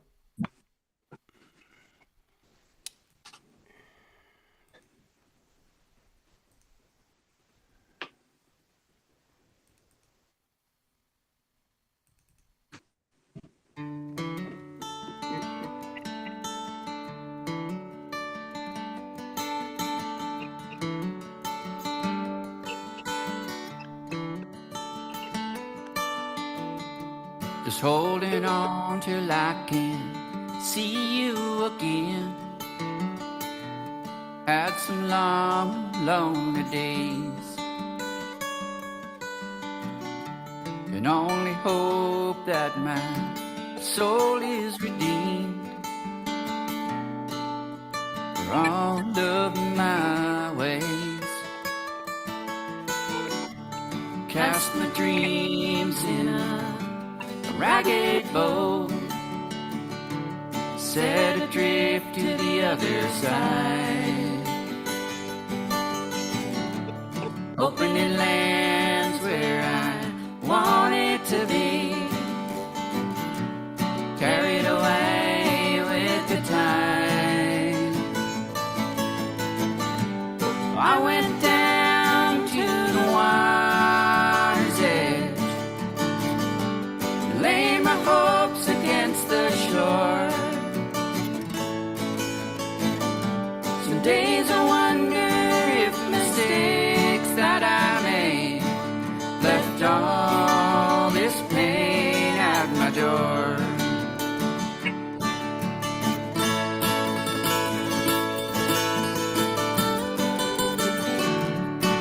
Yeah, you're good. All right. So I love this song. It's definitely Americana, folk, indie, rock, for sure. I love it. You have a beautiful voice. I'm assuming that's Ron and Jennifer singing. If Yes. that's the case, I would change it because I really want to highlight both your voices, not just his. So I'd have him sing the first verse and you sing the second verse, and then together on the chorus. Because Okay. I think it's that kind of song, or vice versa. She sings the first verse, he sings the second, and then together you sing the chorus. I think it'll promote the storyline better. That's it. I have no changes. I remember what the story's about. I know the last line, something, something, something, pain. So I already got that. Right, but I've been hearing it for the first time, so I've got that hook and I've got the lyrical line, and I think just re-record his verse, her, you, then her, and then together. Okay, thank you. Having a conversation, it's going to make me believe your story and your pain a little bit more when I hear both sides of it.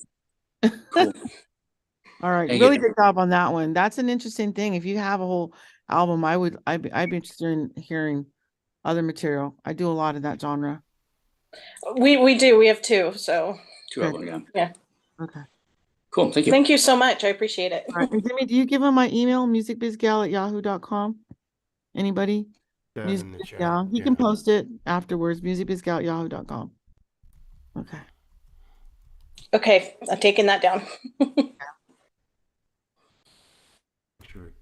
Okay, there you go. Have you pitched it or licensed it? I put it in the chat there. No, we haven't. I haven't ever pitched anything actually. Do you even know where? I know of Taxi, but that's the only place I've even heard of. So, and we've never tried to pitch anything. I have a whole list. By my time, I'm worth it. Okay. Okay, thank you.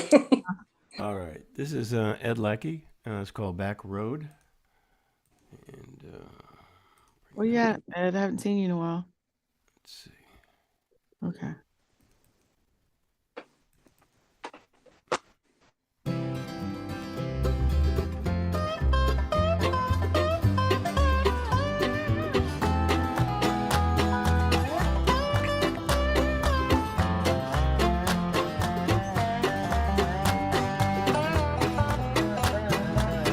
I'm walking down down this road again, trying not to think about my woman friend. I know she's there away, there'll be no hesitating. Been gone a long time, this would be no lie. I hope she made a pie, Lord, you know I love her fine.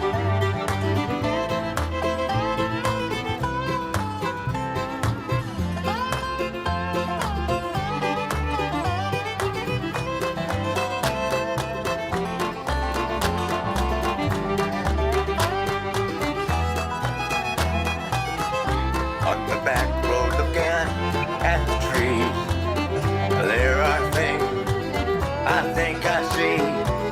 There's nothing like this anywhere. Things I don't like, I don't care. I know she's there waiting, there'll be no hesitating. Been gone a long time. That's good. Okay, a lot going on here. I hear a couple of different grassy melodies, and the verse isn't long enough to be a full verse, and the chorus doesn't have a repeating line. So I can't really tell a verse from the chorus. It sounds like do you have a chart for this? Where's that at? What do you mean by a chart? Like, is this music charted out, like the chords? Do you have a Yes. sample of a chart in your thing? Because it's Yes. all over the place, like B minor, F sharp. What time signature is it? It's C major. Okay, that's a scale. What's the time signature? Is it 4/4 time? Or is It's it 4/4 and it's 110. That's the BPMs. Okay. So I would like to see this chart because it's all over the place. How was this recorded? Did you In my get studio. Okay, let me ask you again. Did you record the vocals first or the music first? What came first? Music first. So the music came first and then you put the words in? Yes. Okay, so they heard the song, the musicians heard the song with the music, right? Were these pro musicians? No. Okay, so who are the musicians?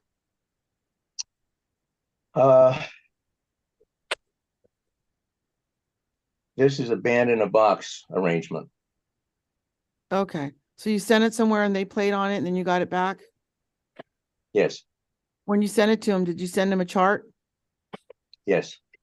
Okay, so I have to work on the song structure because it sounds like they were struggling to sing around the words, and the words are not a common. What genre is this supposed to be?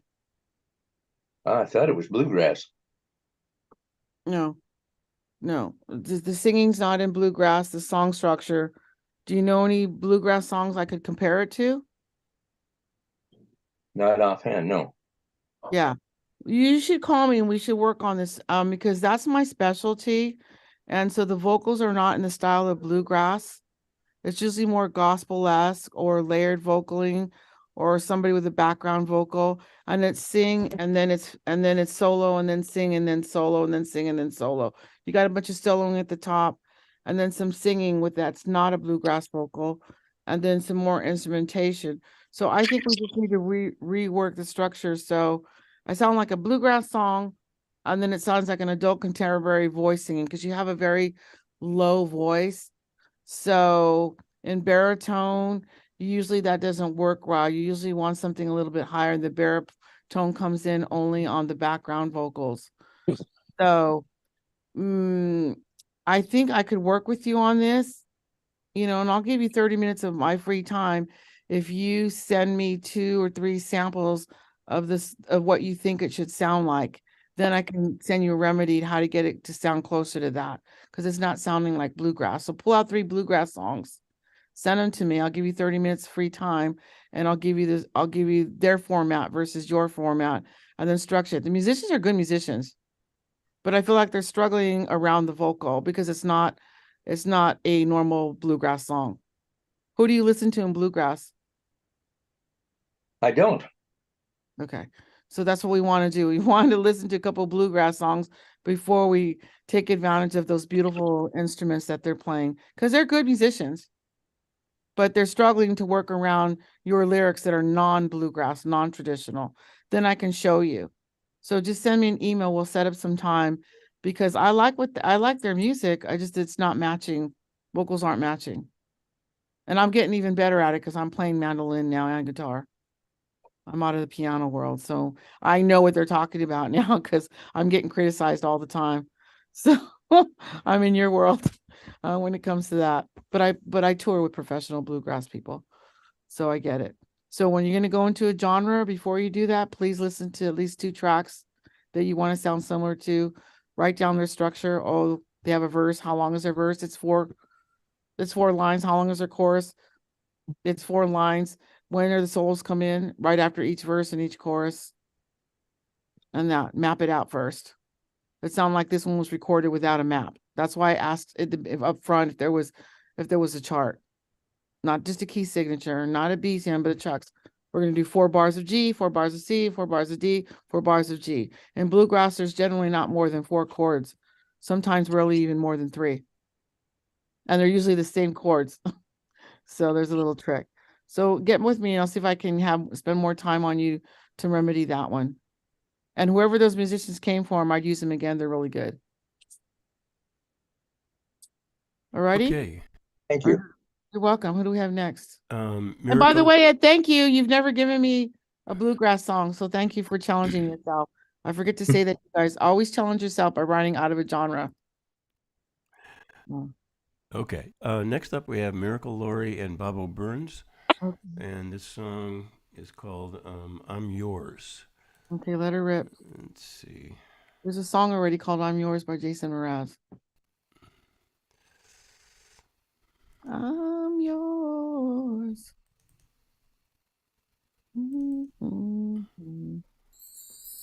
I think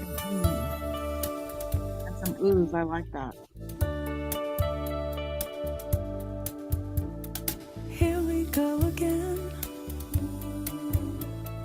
Different but the same. What am I to do? I fear I'm so in love with you. Here we go again. Different but the same. What am I to do? I think I'm so in love with you. Oh, oh. Oh no. Lips to kiss and eyes to miss. Your beauty and your butterfly. I wanna cry. That precious smile. No alibi. But here I am, baby. I'm yours. Okay. I'm yours. That's good. What genre are we going after here? You there, Miracle? Yeah. Hi. Hello? Hello. Hi. What genre are we going after there? I don't know. We were just kind of writing something, a little throwback doo-woppy love song, just something really sweet. So I don't know where I would put it. You definitely got the sweet in there.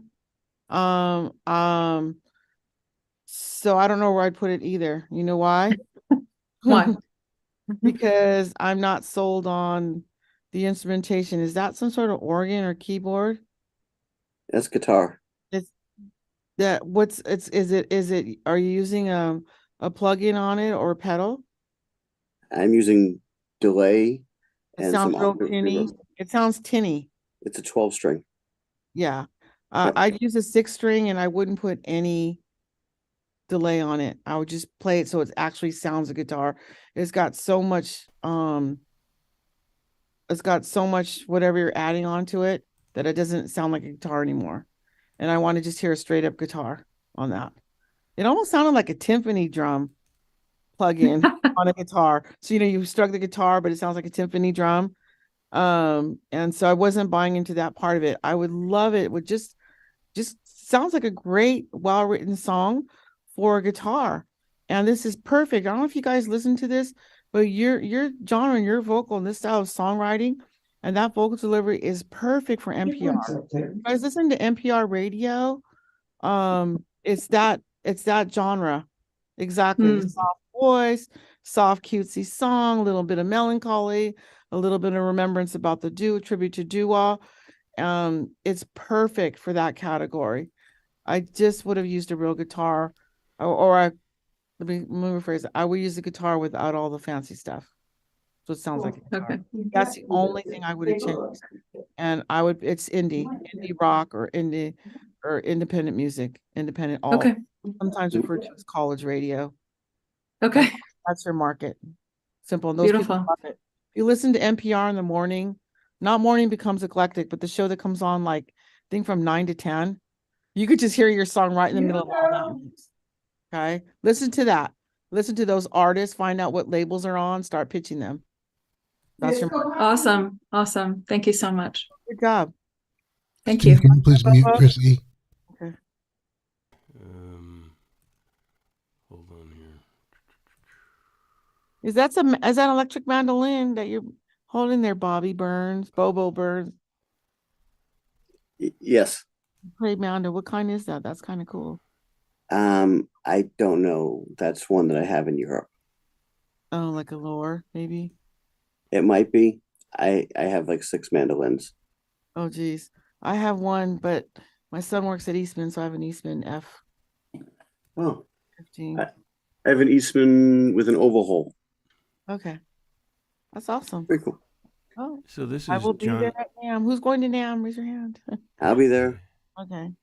I'm going to tell you, I have 3 artists performing there. Water Towers Friday night at the Marriott, 9 o'clock. Cross-Eyed Possum Sunday on the main stage. Jackson, on Friday at 10 o'clock at the Sheraton. Hit me up and I'll tell you where they're playing. We'll meet up. Cool. Okay, this is John Bernard. More Precious Than Money. Oh, I like that title. As long as it is more precious than money.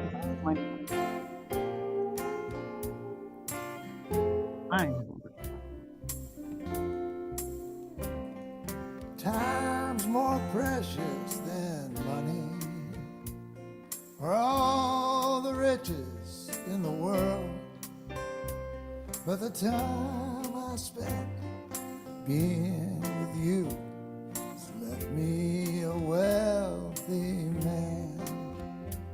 I praise the day I found you, and I took your hand for you to guide and show me the way to a promised land. Good enough.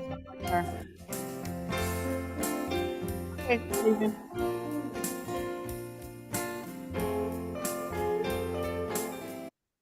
Okay, good.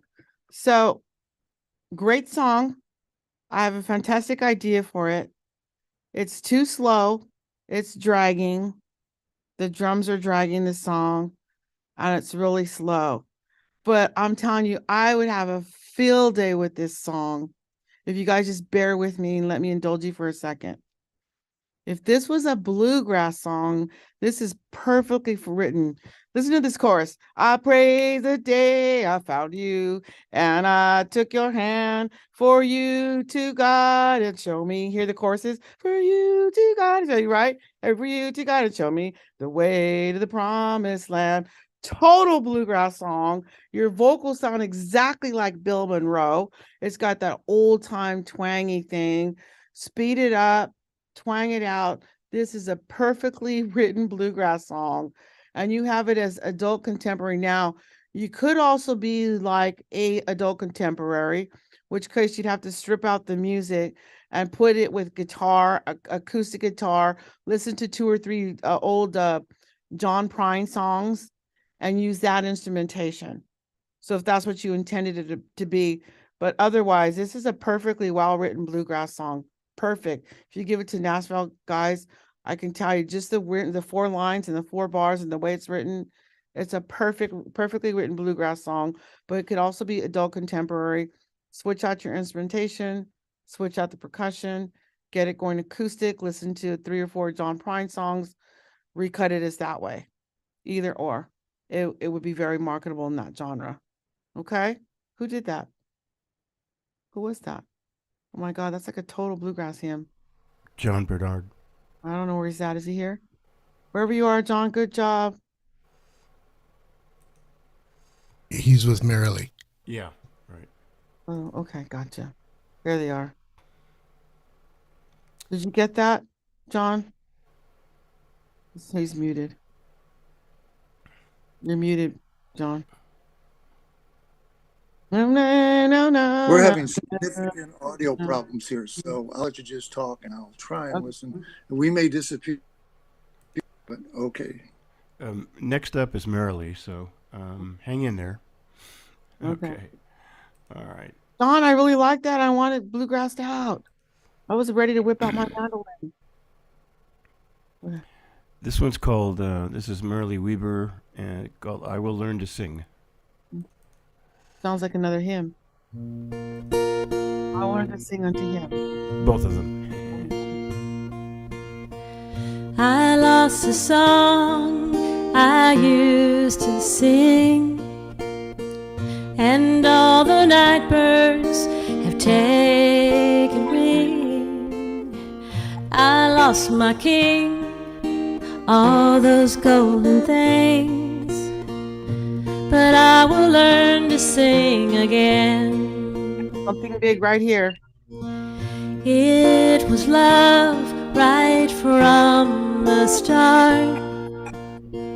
There was a melody in my heart. Then one day fate broke that chain, but I will learn to sing again. Oh, it's so hard just letting go when nothing stays the same. Okay. So two things. This reminds me a lot of Emmylou Harris. So it's perfect. So let me see these lyrics again. Okay, so right there, stop right there. So first whole verse is fine with her singing. Second verse, I needed something to kick in. So here I might have added fiddle.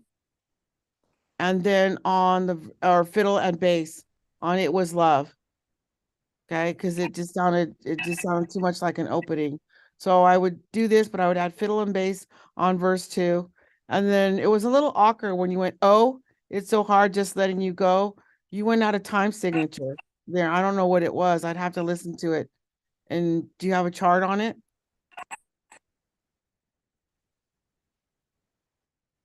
Marilee, John, do you guys have a chart on this? This section here, what's the time frame? I think they're losing their vocal. Well, so these whole beats timed, if I was to just clap, clap, clap, clap, clap, then when I got to hear the time signature kind of varied on me. I don't know what it was, but I'd have to fix whatever that was. But this part, perfect. This part, the fiddle, a violin or cello, and an upright bass should come in here. And then this should be pushed harder, but we have to fix the cadence issue that I was hearing. Other than that, great song compared to Emmylou Harris, right in that market. Good job for songwriting. Both this song and the other song that he wrote can both be at the Grand Ole Opry.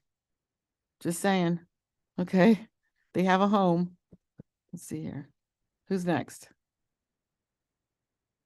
Can't hear Is you. Dave Clausen here? Yep, I'm here. Hi, Joanne. There you are. Dave, I didn't recognize you with your long hair. I know, I'm a hippie Trying to now. look like Willie. Okay, so this one's. It's a rock song. Yeah, this one is. Okay, here we are. When Good Goes Bad. I guess that's it. Yeah. Yeah. Good Goes Bad. Yep, Let me, that's it. do the share. Okay.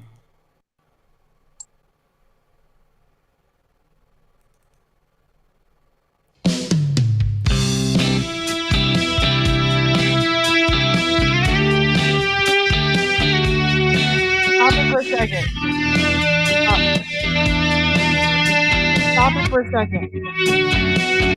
Okay. Dave, what kind of keyboard is that? It's not a keyboard. That's a guitar. Do you remember the EBO? Okay. So it's not a real guitar. It's a real electric guitar. It's Gibson Les Paul. Okay, what kind of filter? What are you using on there? No filter. So in 1976, this company called EBO introduced this thing Oh so yeah, that people have been trying to get away with, get away from a guitar pick I know sound. what it is now. Yeah, that's the EBO. And ask me if they're still in business. They are. They are. Just bought one. They're gonna be at NAMM. So it turns your guitar into not sounding like a guitar is what it does. Yeah, kind of like electric violin-ish. What filter? I rarely do I ask, are you using an EBO? Because I don't know a lot of people that use those. But same question. All right, sounded like a Juno 106 or DX7. Didn't sound like a guitar. Okay, I just wanted to clear that up. All right, let's Guitar. start. Should I start it over or just from Yeah, there? no. Well, you can start where you left off. Just let it go. Continue. Thought you walked on water, 'cause you smile at the skies until the clouds rolled in. I could see it in your eyes.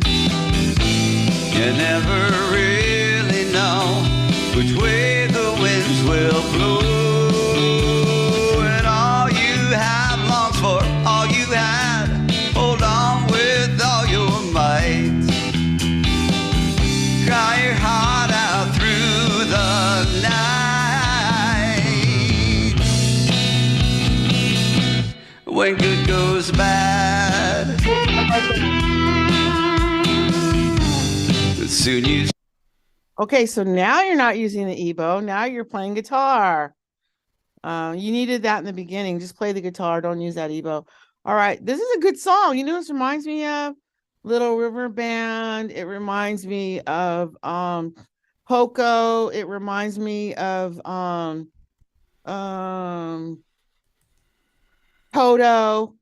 That whole genre of singer-songwriter, sort of soft rock category. I like it. Of course, it'd have to be modernized, but as far as a song, it's fine. It just needs to be modernized and recorded better. That's all. It's a good submission for a demo, but it does classify as sort of a 70s rock song. So a little bit of updating on it, and that song would be good to go. I definitely hear, the song in the Heart of the Night. Who did that song? In the Heart of the Night. Was it Poco? Might have been a Poco song. I think it was Timothy B. Smith singing on that. Anyways, so it's along that genre, very singer-songwriter. I don't know how I could put something like that in 2024, because I don't get requests for a lot of songs that sound like Toto or Little River Band or Poco. Those are all sort of 70s. But I do get a lot of requests, and it is very popular for film and TV. So I think just record professionally, use real guitar, some real keyboards, just a real band. Even pay to have one of those Nashville bands rock it out for you. I think it'd be a good song for film and TV. I don't know how radio friendly it would be, because it does have a 70s vibe. But if they can modernize it, you can get away with it. Okay? Especially if you had a good lick. If you had a really good guitar lick. Make it a guitar song, like a la John Mayer. Okay, sounds Awesome. great. Good job. Thanks, Joanne. Okay, next up is Eliza Morrison, and this song is called Love Me.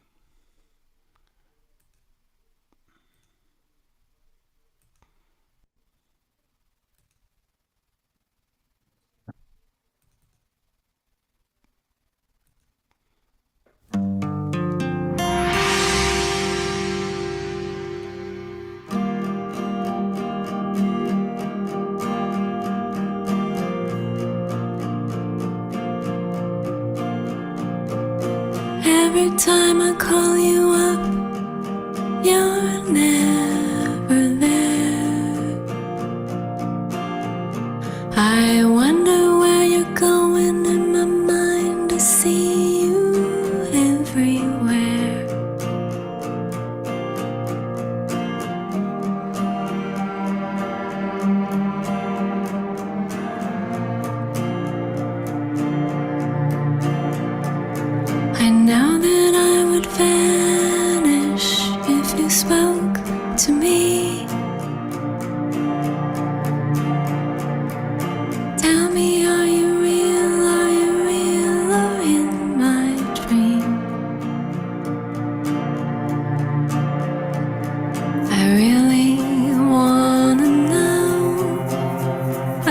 tell me, tell me, you love me, you love me.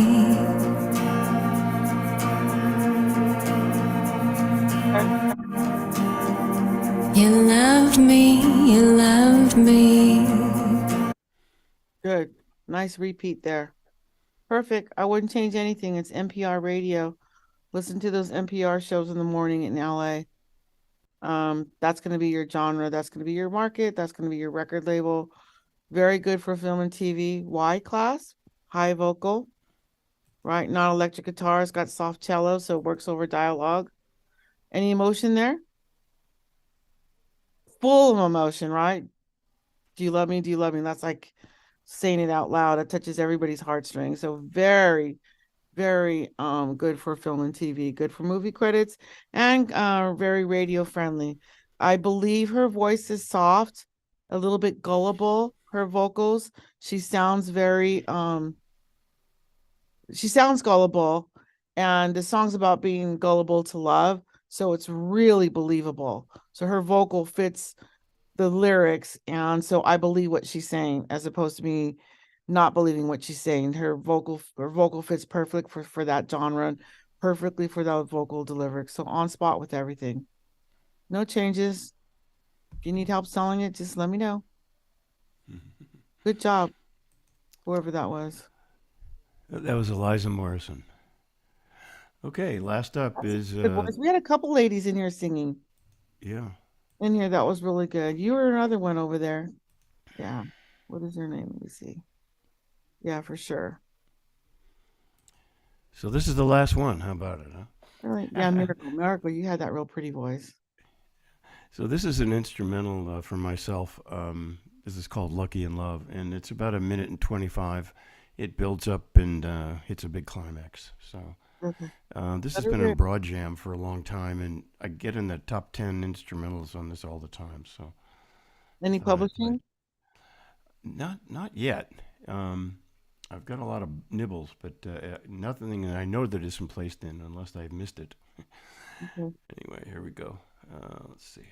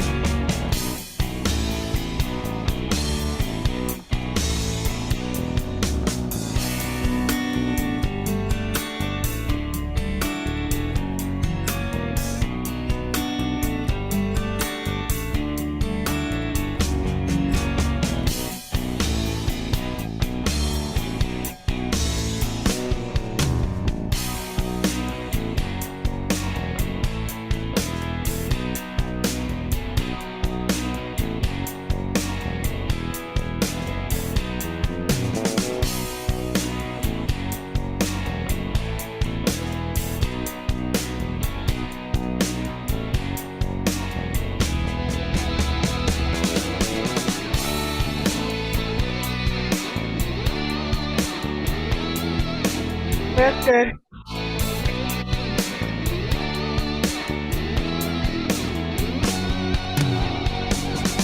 Okay.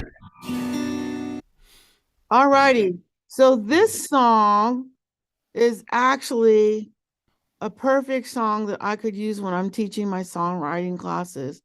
Guess what this song has? Some of you lack this when I say your song's dragging, the drums are dragging, it's mundane, it sounds mechanical, it sounds stiff. How do we fix that? It's something called forward motion. Songs got to have forward motion. This is a perfect sample of a song that has forward motion. It swings, then he sets it up, and then it pushes to the rock part, then he tells you he's back in the swingy part, and then whatever, it's constant, there's constantly moving, there's no or mechanical or voice that's just really choppy. It's like ba-da-da-da, ba-da-da-da. We're just rowing on this boat because we're going to win the gold medal. Just a lot of forward motion. The songs were set up, and kudos to you. I think this is one of the best I've heard. And that's hard to do forward motion when you have limited instrumentations. I think you have guitar and drums and bass. What else did I hear in there? And there's not a lot else. I mean, Right, guitar, drums, and bass. Yeah. There's with 3 instruments, there's a very big risk in sounding mechanical and stiff and not having forward motion, and especially if there's no vocals to tell you where you're at in the song and giving you the song structure. He clearly does this with the first part, which sings, then a little bit of lot rock, and then he goes back into the swing, and then he goes to a little bit of his little, Steve Vai electric guitar, exit out there to sort of highlight, or the vamp is what we call it. So that has beautiful forward motion. It can sell any product. I love it for football scores, for extreme sports, for highlights of the Olympics. It's got all of that in there. And the key thing with instrumentation for film like that is it's got to have forward motion and all the dynamics, what the drums do and the bop, bop, bop, bop, bop, bop, bop. He's telling you that he's coming to another section. And then where it swings and where the guitar gets real edgy, I guess you have some sort of phase or something on it. That's really like, here's my rock part, but the drums are pushing it. Okay, guitar can't hold it together, bass can't hold it together. All three have to be complementing each other, and they have to be switching up in each different section. And it's a perfectly written song for me to teach forward motion. Good job. 3 instruments, no vocals. It's all there. Hopefully you guys understood what I was talking about. Thank you, Joanna. You're welcome. I know what I'm I will send it to you. Yes. Good job. Did we get any? Did we get everybody? Actually, Steve, you said that Sally Champlin submitted one? Yes, but I don't see her. I mean, is she here? Yeah, she might have just dropped out or something, but if we just do it real Does quick. anybody have any questions for me? Do you want me to play that one, Jimmy? Yeah, why don't you go ahead and play that one, because she's also a friend of mine, and I know that she might have. Back. Okay, sure. Yeah. This is called "It's Raining," and let's see here. Yeah, she submitted like 4 or 5 songs. And Who is this? Her name is Sally Champlin. Champlin, I think, right? Champlin, yes, exactly. Champlin. You've heard of Bill Champlin, Sons of Champlin? Yeah, Chicago. Yeah. Okay. Okay, so here we go. It's called "It's Raining," and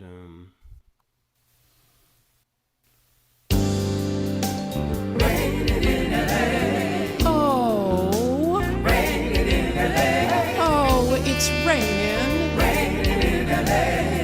It's raining. Oh, I needed sunshine. Sunshine today. But it's raining in LA. It's raining in LA. Outside my window, blue skies have gone gray. A bitter wind blows around my corner, and I ain't got no fire today. No fire today. Okay. Good.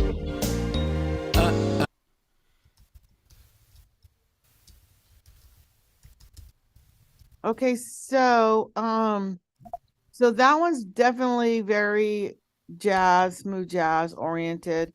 The vocals were delivering the message. The band was right on cue. All I'd have to do is just remix it. The vocals weren't fitting with, there wasn't a professional mix and mastering on that. I think if I heard it professionally mixed and mastered, so all the vocals and everything was equally mixed, I think it would be okay. It's hard to hear when it's not mixed and mastered, because I either have to listen to the music or I have to listen to the vocals. But I think mixed and mastered is a perfect song. Smooth jazz. It's a very direct market.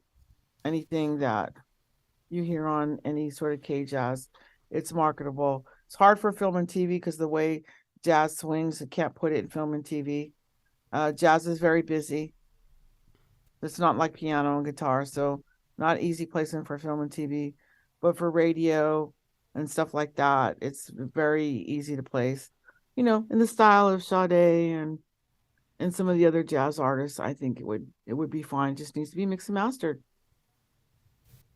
I bought into it. I believed her when she was singing. Yeah, to me it sounded very Steely Dan-esque. It did. Yeah. It did. That dun-dun, They lean very yeah. jazz, but her vocal's not right for that genre.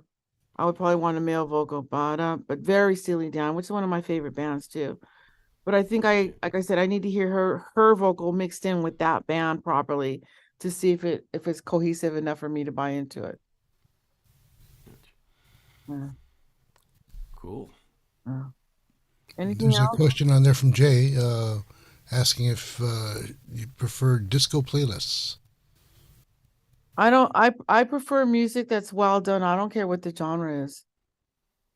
I can love a song that's in any genre as long as it's a well-written song. No, I mean submitting it to you. Do you like disco playlists? Oh, as a platform? No. Yes. No, not as a platform. I was thinking you missing like disco. Do I do this? No. So for a platform, the way I operate is anybody can send me a song for free, 2 songs once a year, and you have to send it to my email, and it has to be a link. Cannot be Spotify. It has to be SoundCloud. I won't download it. Have no room for the hundreds of songs I get every week, about 500 a month. So you have to send me a link. I love SoundCloud, but if you're going to send me a SoundCloud, I'm only going to go to the first 2 songs. If it's not the first 2 songs, guess what? I'm going to hear only the first 2 songs. If I like them, then I'll listen to more and I'll reach out. So a click. I recently started using WaveKit instead of SoundCloud because do I have to download it or add it? Or Nope, give them my it'll be a link. It'll be a link. So things like that work, like Bandcamp or Reverb Nation, because as long as I can click and hear it, I don't have to download it, and it's not going to take me more than 3 seconds to grab the song and hear it. If I have to download anything, I'll just delete your email. If I have to put any work or any storage, I'll just skip over you. I have too many songs. Understood. Thanks. But like I said, we had a really big group. I really hear a lot of stuff that I can fix, help, pitch, show you, teach you.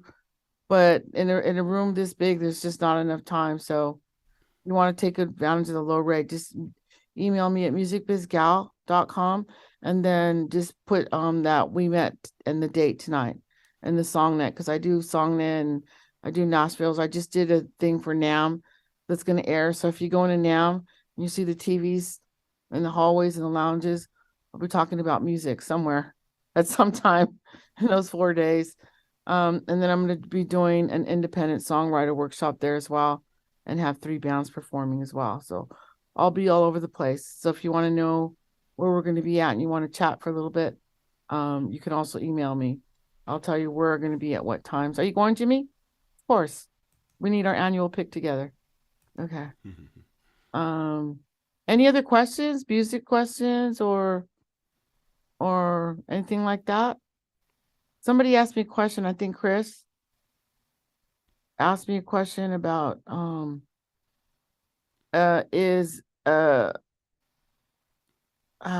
did you ask me, Chris? This is what was your biggest I asked placement? you, I'll just say, I ask you how important is sounding modern stylistically as well as the sound of the tape, and then the recording, and then I just threw another one in there, which is what's your biggest placement?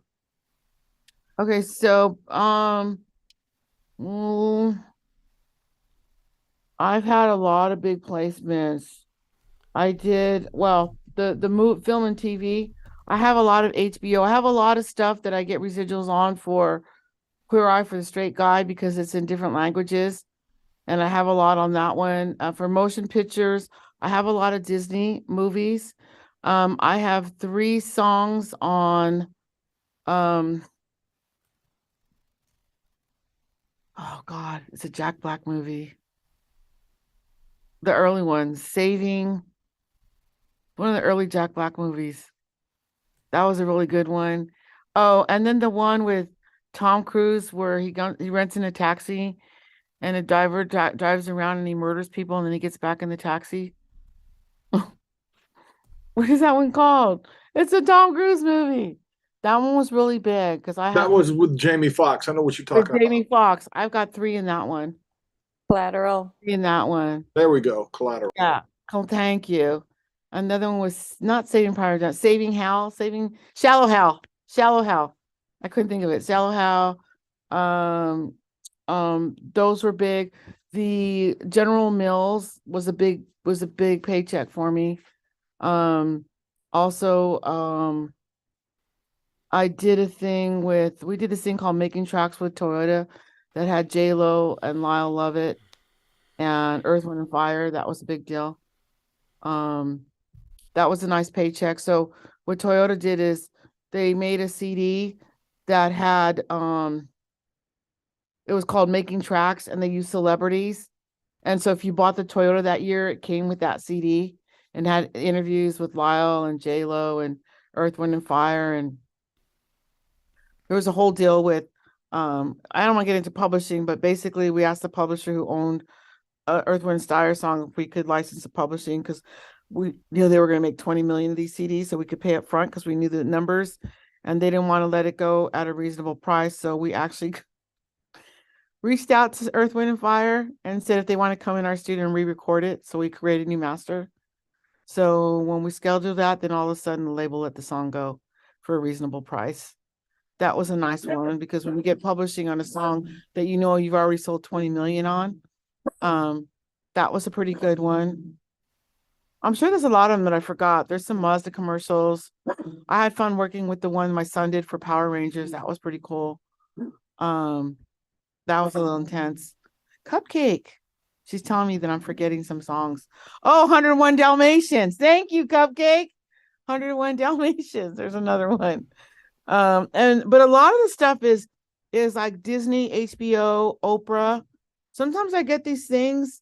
They're like $10 here, $15 here for things I did 8, 10, 12 years ago, that now there's these reality shows are picking them up again, or they're getting in different languages. So reality TV, HBO has been really good to me. And then also sometimes when the movies have a soundtrack, if I have a cut of the artist publishing and the soundtrack, I'm getting residuals for those. So on the Collateral, that was turned into a soundtrack. So there's that. Oh, and video games and FIFA. That's another one. That's a good one. I forgot about that paycheck. Yeah. So everywhere across the board. With the General Mills, they had a certain budget, and then we put like 12 songs, 6 big names, and 6 unknown acts. So I get paid on the unknown acts. So I licensed 6 unknown acts with 6 big acts, and they turned it into a CD, and they shrink wrapped them on the boxes of Cheerios, and they drop shipped them. They're trying to sell Cheerios to Latinos, so they drop shipped them to New York, Miami, Texas, and LA. So sold a bunch of Latin music on this Cheerios box. They shrink, you buy 2 boxes of Cheerios, they came with a free CD that had nothing but Latin artists, and it got the Latinos to buy Cheerios. So there you go. Thank you. Off the wall. Yeah. Thank you. You're welcome. You're welcome. And then I get lots of fun things. That's an autographed Jimi Hendrix. I did a Beatles thing with John Van Hammersfeld. He's maybe 100 and still alive. He did the cover of Rolling Stones. He did Endless Summer. He's a famous German print block artist. And I did a project with him. And that one's my son numbered. And then he gave me that other one over there, the Endless Summer. Those are neat. These I got lots of them. Santana sent me, I don't know where he's at. He's on here somewhere. That's the Carlos Santana lithograph signed in gold ink. So there's a lot of perks for what I do that are priceless to me anyways.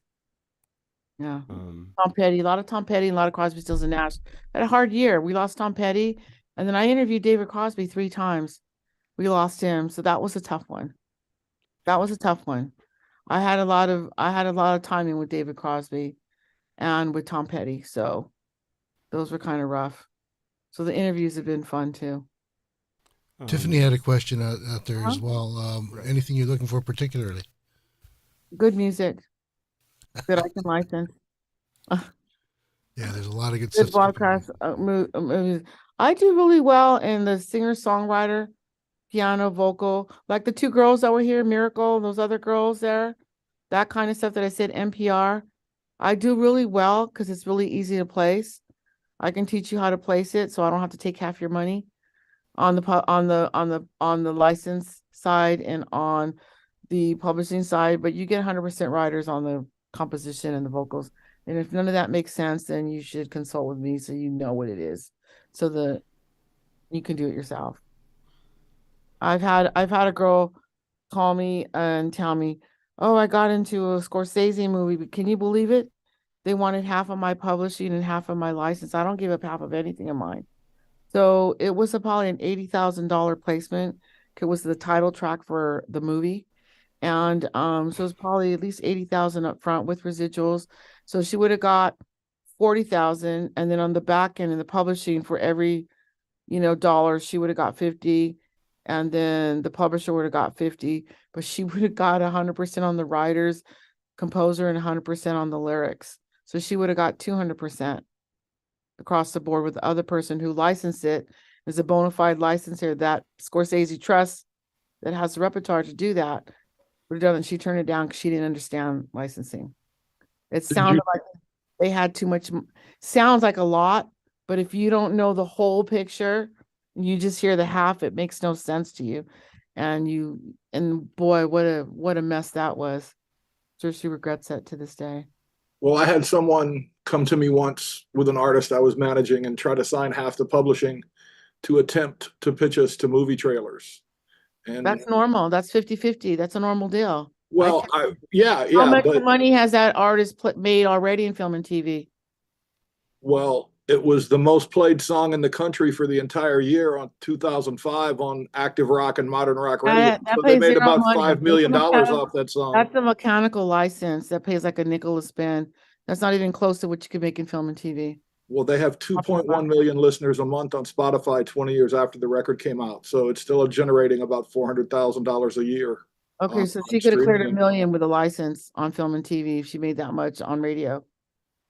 Like, well, but we would have given away 50% of the song instead of only 25%. So that was a bad deal. Always accept 50-50 across the board. 50 on the mechanical.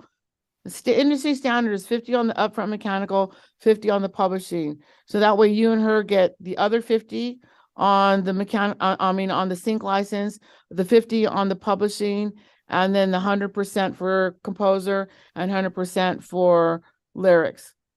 I don't know. That guy still calls me back and asks, for his $2.5 million that he didn't make off that song that the songwriter did. So I think it, So he's not going to win if there's no contract signed. So I don't know. That's a whole nother ball of wax.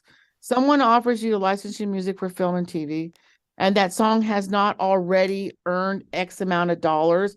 You can't go back and say, well, we use that Gwen Stefani here. She's making X amount of dollars here, right? Then you have a resume. But on film and TV, 50-50 is a fair deal. 50-50, write this down, 50 on sync, 50 on publishing. They get the other 50, and the other 50 plus the 200 for the composition and the lyrics. That's 200% for them, and 50-50 on the one side. That's normal. Otherwise, they could turn around and license somebody else's music. You're absolutely right. But we believed in the song and the artist, and we rolled the dice, and it ended up not landing on Snake Eyes. But you're absolutely right. If you're writing for sync, 50-50 is it. Well, you're not if you're writing for sync. These are deals we've done with Gwen Stefani and John Mayer and everybody else. That's just like an industry standard. I mean, that's normal. Don't be afraid of that deal. You're getting 50% for something that they're licensing, that they're clearing. They're just basically, you don't have to do anything except sign your name. That's it. And here's some more money. Here's 200. We're going to make 100%. You're going to make 200% on every dollar. Done.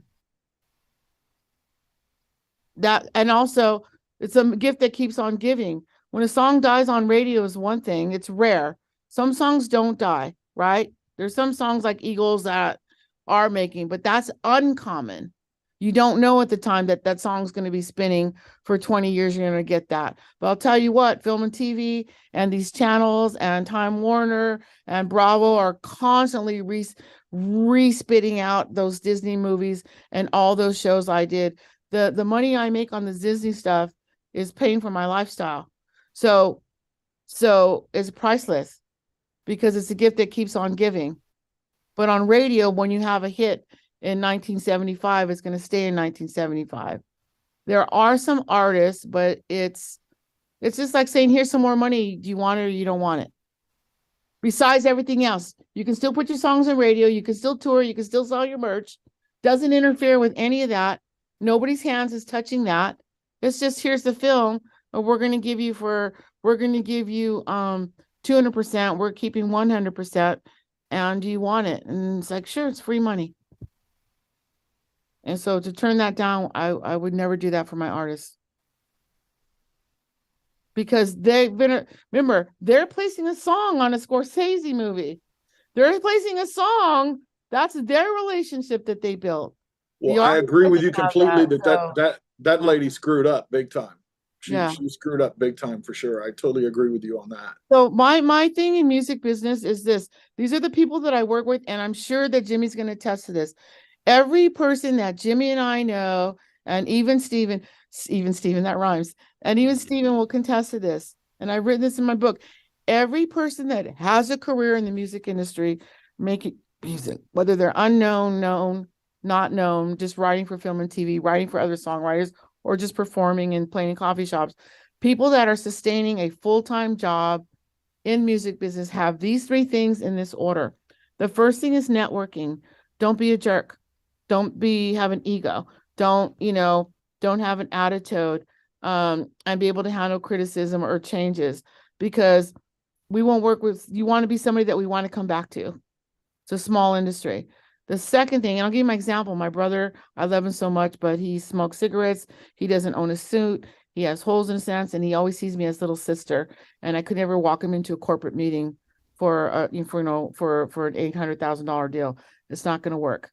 Okay, love him to death. Not going to work. Can't get him past the networking part. Just be nice. Learn how to write an email. Just short 2 sentences. Don't bug people and shove CDs in their faces and do all kinds of weird things. That's networking. If you have good networking skills, that's the first thing you're going to find with these people. They're nice. They're going to be honest, right? I'm brutally honest with my comments, but it's all based on experience and the money I've earned and how I license music. But I'm always willing to take another song, and I'm always willing for people to send me 2 songs every year for free. You don't have to pay me. I'm not after your money. I'm after a good song.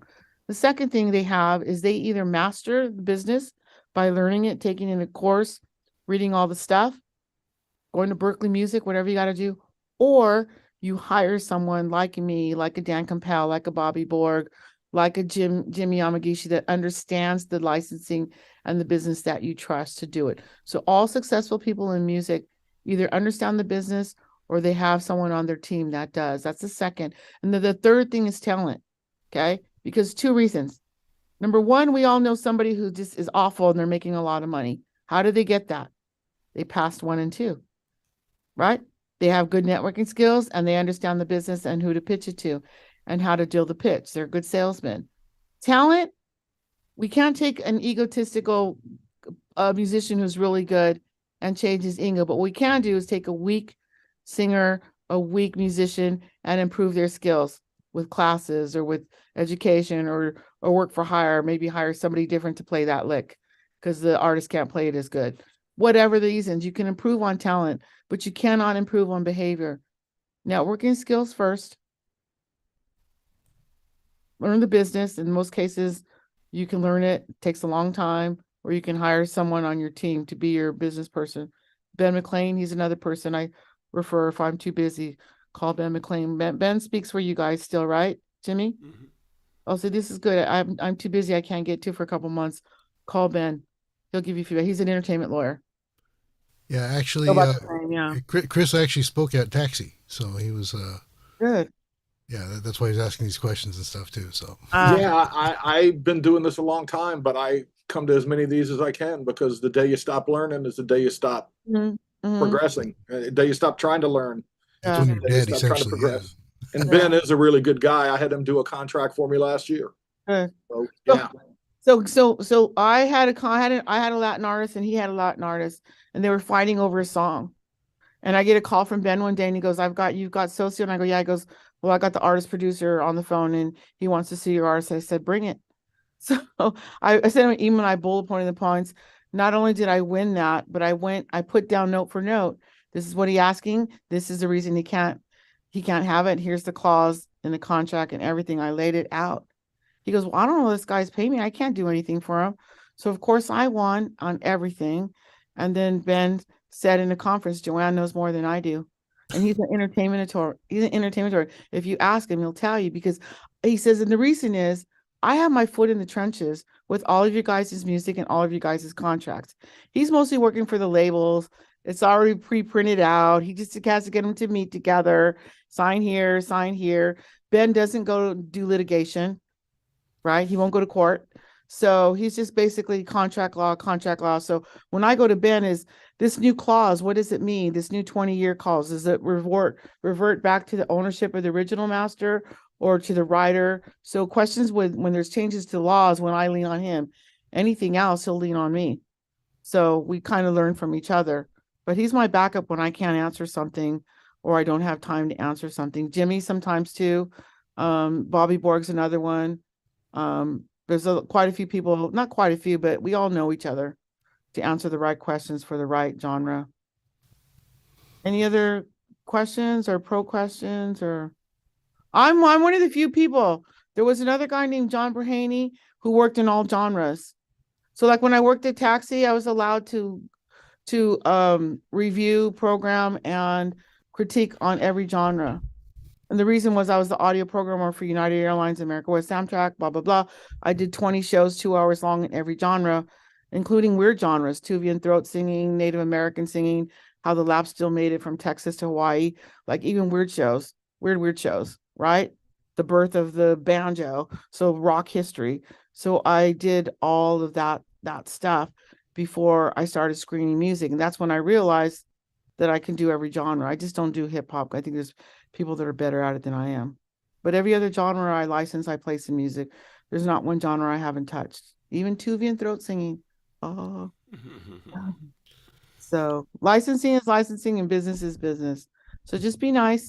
If you don't have somebody, there's somebody out there who you can hire that you trust to do your contracts and to read your contracts or get a second opinion.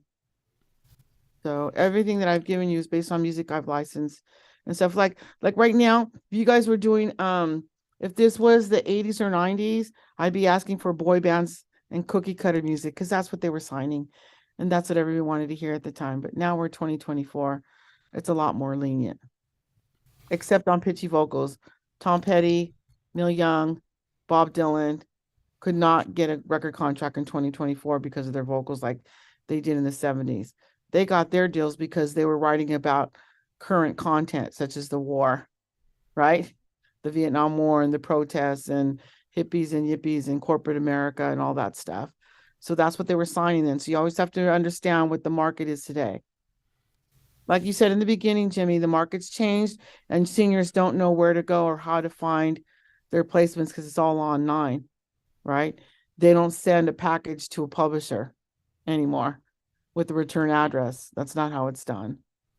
Yeah, I mean, don't even sell CDs anymore, really. It's a whole. No, I'm having a hard time because I've got 3 artists at NAMM and I want to pass something out for free to everybody at NAMM with movers and shakers. And so and what I was doing before is we would buy a bag of 200 of those thumb drives, put the press kit, the band's music, their bio, some videos, some fun videos, and hand them out. But the bands are like, we don't even use thumb drives anymore. Like not cars don't even have them anymore. Now they just have the plug for your iPhone. Not even that. Everything's Bluetooth. Yeah, it's just nuts. Yeah. So how do I get? So I'm having that dilemma. I don't have 1. I have 2. I have 3 bands performing it now, and I'm like, how do I get my message to these people? Can I say one thing? Spotify links. At NAMM last year, there was a band. One, they were kind of annoying because they went over everybody else's time, and then they had somebody go through the crowd and hand out stickers with QR codes. And none of the stickers had the band's name or contact information on it. All it had was a QR code. It's like, well, I'm definitely not scanning that. Right. You don't know what's going to end up on your phone. Yeah. Right. Some Chinese put a QR code on your business card. You put a QR code on your T-shirt when you're playing. Okay. You take So pictures of your I band. manage 4 acts. 3 are playing it There you now. go. Can't get that all on a business card. I have my business cards, and on the back I'll put all the band's names. But we give out free stickers that have the band name and the .com on it. But I think in this particular case, I will just bring my cards and then stickers and leave them on the tables or wherever. The thing is, we get in trouble if you see water tower band stickers all over the poles at NAMM and that kind of thing. We have to be really careful. We don't want their staff to be picking them off the floor. If they don't like the band and people just leave them on the tables, we could get in trouble for that. We don't want to be that band. You know what I mean? Yeah. So yeah, we don't want to be that band. So if we're going to be giving out free stuff, then we definitely have to be really, really good. Thanks, Bobo. Yeah. So when I'm at NAMM, all I carry is my badge, and it's inside a zipper. So I have my money, my ATM card, and a bunch of my business cards. I don't want to walk around with a CD, with a postcard, with anything. I'm hands-free because I take pictures and group hugs, and it's all about PR for me there. So we want our hands-free. So I may or may not. I'm still a big dilemma for me. One band, I think everybody will just eat up the stickers because they're that good. The other band, I'm not so sure. I have 3 of them. So that's my dilemma. And do I wear the band shirt? And which band shirt do I wear? But there was a question. go ahead. Is Drick still doing production from Dave? Yeah, well, he's still okay. So right now, Drix, who is, if you guys don't know, is my son. We have a studio here. He does electronic music, and he's in a punk rock band. He told me, in fact, it was his birthday today, so I took him out to sushi. He is 34 today, and I took him to sushi. And I'm not allowed to talk about NAMM or guitars or music this whole month because, ready for this? He works at Eastman Guitars, and every year NAMM creeps up on them, even though it's the same time every year for the last 50 years. And then last minute, he's their studio guy. He built their studio and he works in the studio. So every year they're rushing him to spit out 50 mini videos and recordings of all their products in time for NAMM. Couldn't assign this to him 6 months ago, but he gets 30 requests in one day and they're all due. So he's sick of guitars. He's sick of guitar tones. He's sick of shooting them, filming them, recording them, doing the audio engineering that I'm not allowed to talk about it. Last year, their marketing girl got sick and they made him the PR guy at the Eastman booth. He was so mad because he had to smile, shake hands, and introduce him to the right meetings at NAMM. I'm like, can you give me at NAMM this year? He's like, I'm not going. He doesn't want nothing to do with it. He's just so over guitars. So that right now, that's what he's doing, is he's just editing all the guitar videos that you can see at the booths and at the overheads in the convention center. That's what he's doing right now. He does do a podcast now called Cluster Fuck Media, FCT, not FUCK. And it is a podcast about new video games and their music. There's nobody critiquing music in the video games that are coming out. So companies send him video games and he does live critiques of the sound. And he's really good because, he's an audio engineer. What can I say? So that's what he's doing now. But thank you for asking. I'll let him know you guys asked. I asked him if he wanted to do this with me, but I'm glad he didn't because there was so many artists. So 2 critiques would have been too much. Yeah, and as it is, we went pretty late. But thank you so much for sticking around. And Joanne, I definitely owe you lunch. Okay. Yeah, and my SongNet coffee cups are getting faded, so I do need some new ones. Okay, I'll give you a couple more. Yeah, it's the S and the G are starting to rub off. So, all right, you guys. All Thank right. you. Okay, thanks again. You guys all got the Have a good one. link. So blessed. Just so you guys know, one more thing is I don't write the songs, you guys do. So if you're not up here showing up for these events and submitting your music, then I can't place it. So my job doesn't exist unless you guys are pouring your heart and soul and sharing your music. So from the bottom of my heart, thank each and every one of you for sharing your songs with me. I know those are your personal babies. So to share them with the song critiquer is very brave, but that's how I find good music and license it So thank you back for what you give me. Thank you very much, Joanne. We'll see you in July. Take care. All right. Okay. Good night, everybody. Have fun at NAM. Thanks Thank a you. lot. I appreciate it. Come Sorry find to- me. I'd love to see you guys face to face. All Yeah, right. and we do have our in-person showcase coming up 2 weeks. Yeah. in 2 weeks. Yeah. All right. Yeah. Are you doing Take anything care. at NAM, Jimmy, or just walking Oh yeah, I'm playing at a couple different booths actually, and downstairs, upstairs? I'm not sure where they're going to be. It's one of the Chinese companies, but The they last made minute an- folks? well, they made an amazing D45 copy that I got last year, and this year Martin, they're really? oh man, it blew away the Martin, something awful. Okay, let me just tell you something. I've got one of my bands working on a bluegrass guitar prototype for Yamaha, and another one that has 4 Martins that knows Martins up and down. I'm gonna bring them down there. Let me know. She's a flat picking champion, and have them play these and give some feedback. Oh yeah, I think they I'm sure the compare very Chinese will favorably. appreciate that. Yeah, they Yeah, actually wanted to Yamaha make me a signature model this year, so we'll see. What? Okay. Yeah, I was kind of embarrassed. I said, my name's not going to sell guitars. I said, it doesn't matter. We want to make you guitars. All right, we'll see. Yeah, I would like to own a Yamagishi special. I think that's cool. What are you playing? No, not Takamine, Yamagishi. Come on. Yeah, it'll be fun. All righty. Okay. I'm in. Okay, All right, guys. So, yeah, if you need any more information, everything's always on the site. So Bye, catch you guys Trent, later. Eliza. Thanks again. And Steve, you rock. Thank you so much. Give it a hand for Steve. Have a good one, You did an y'all. amazing job with all the tech today. Thanks, Joanne.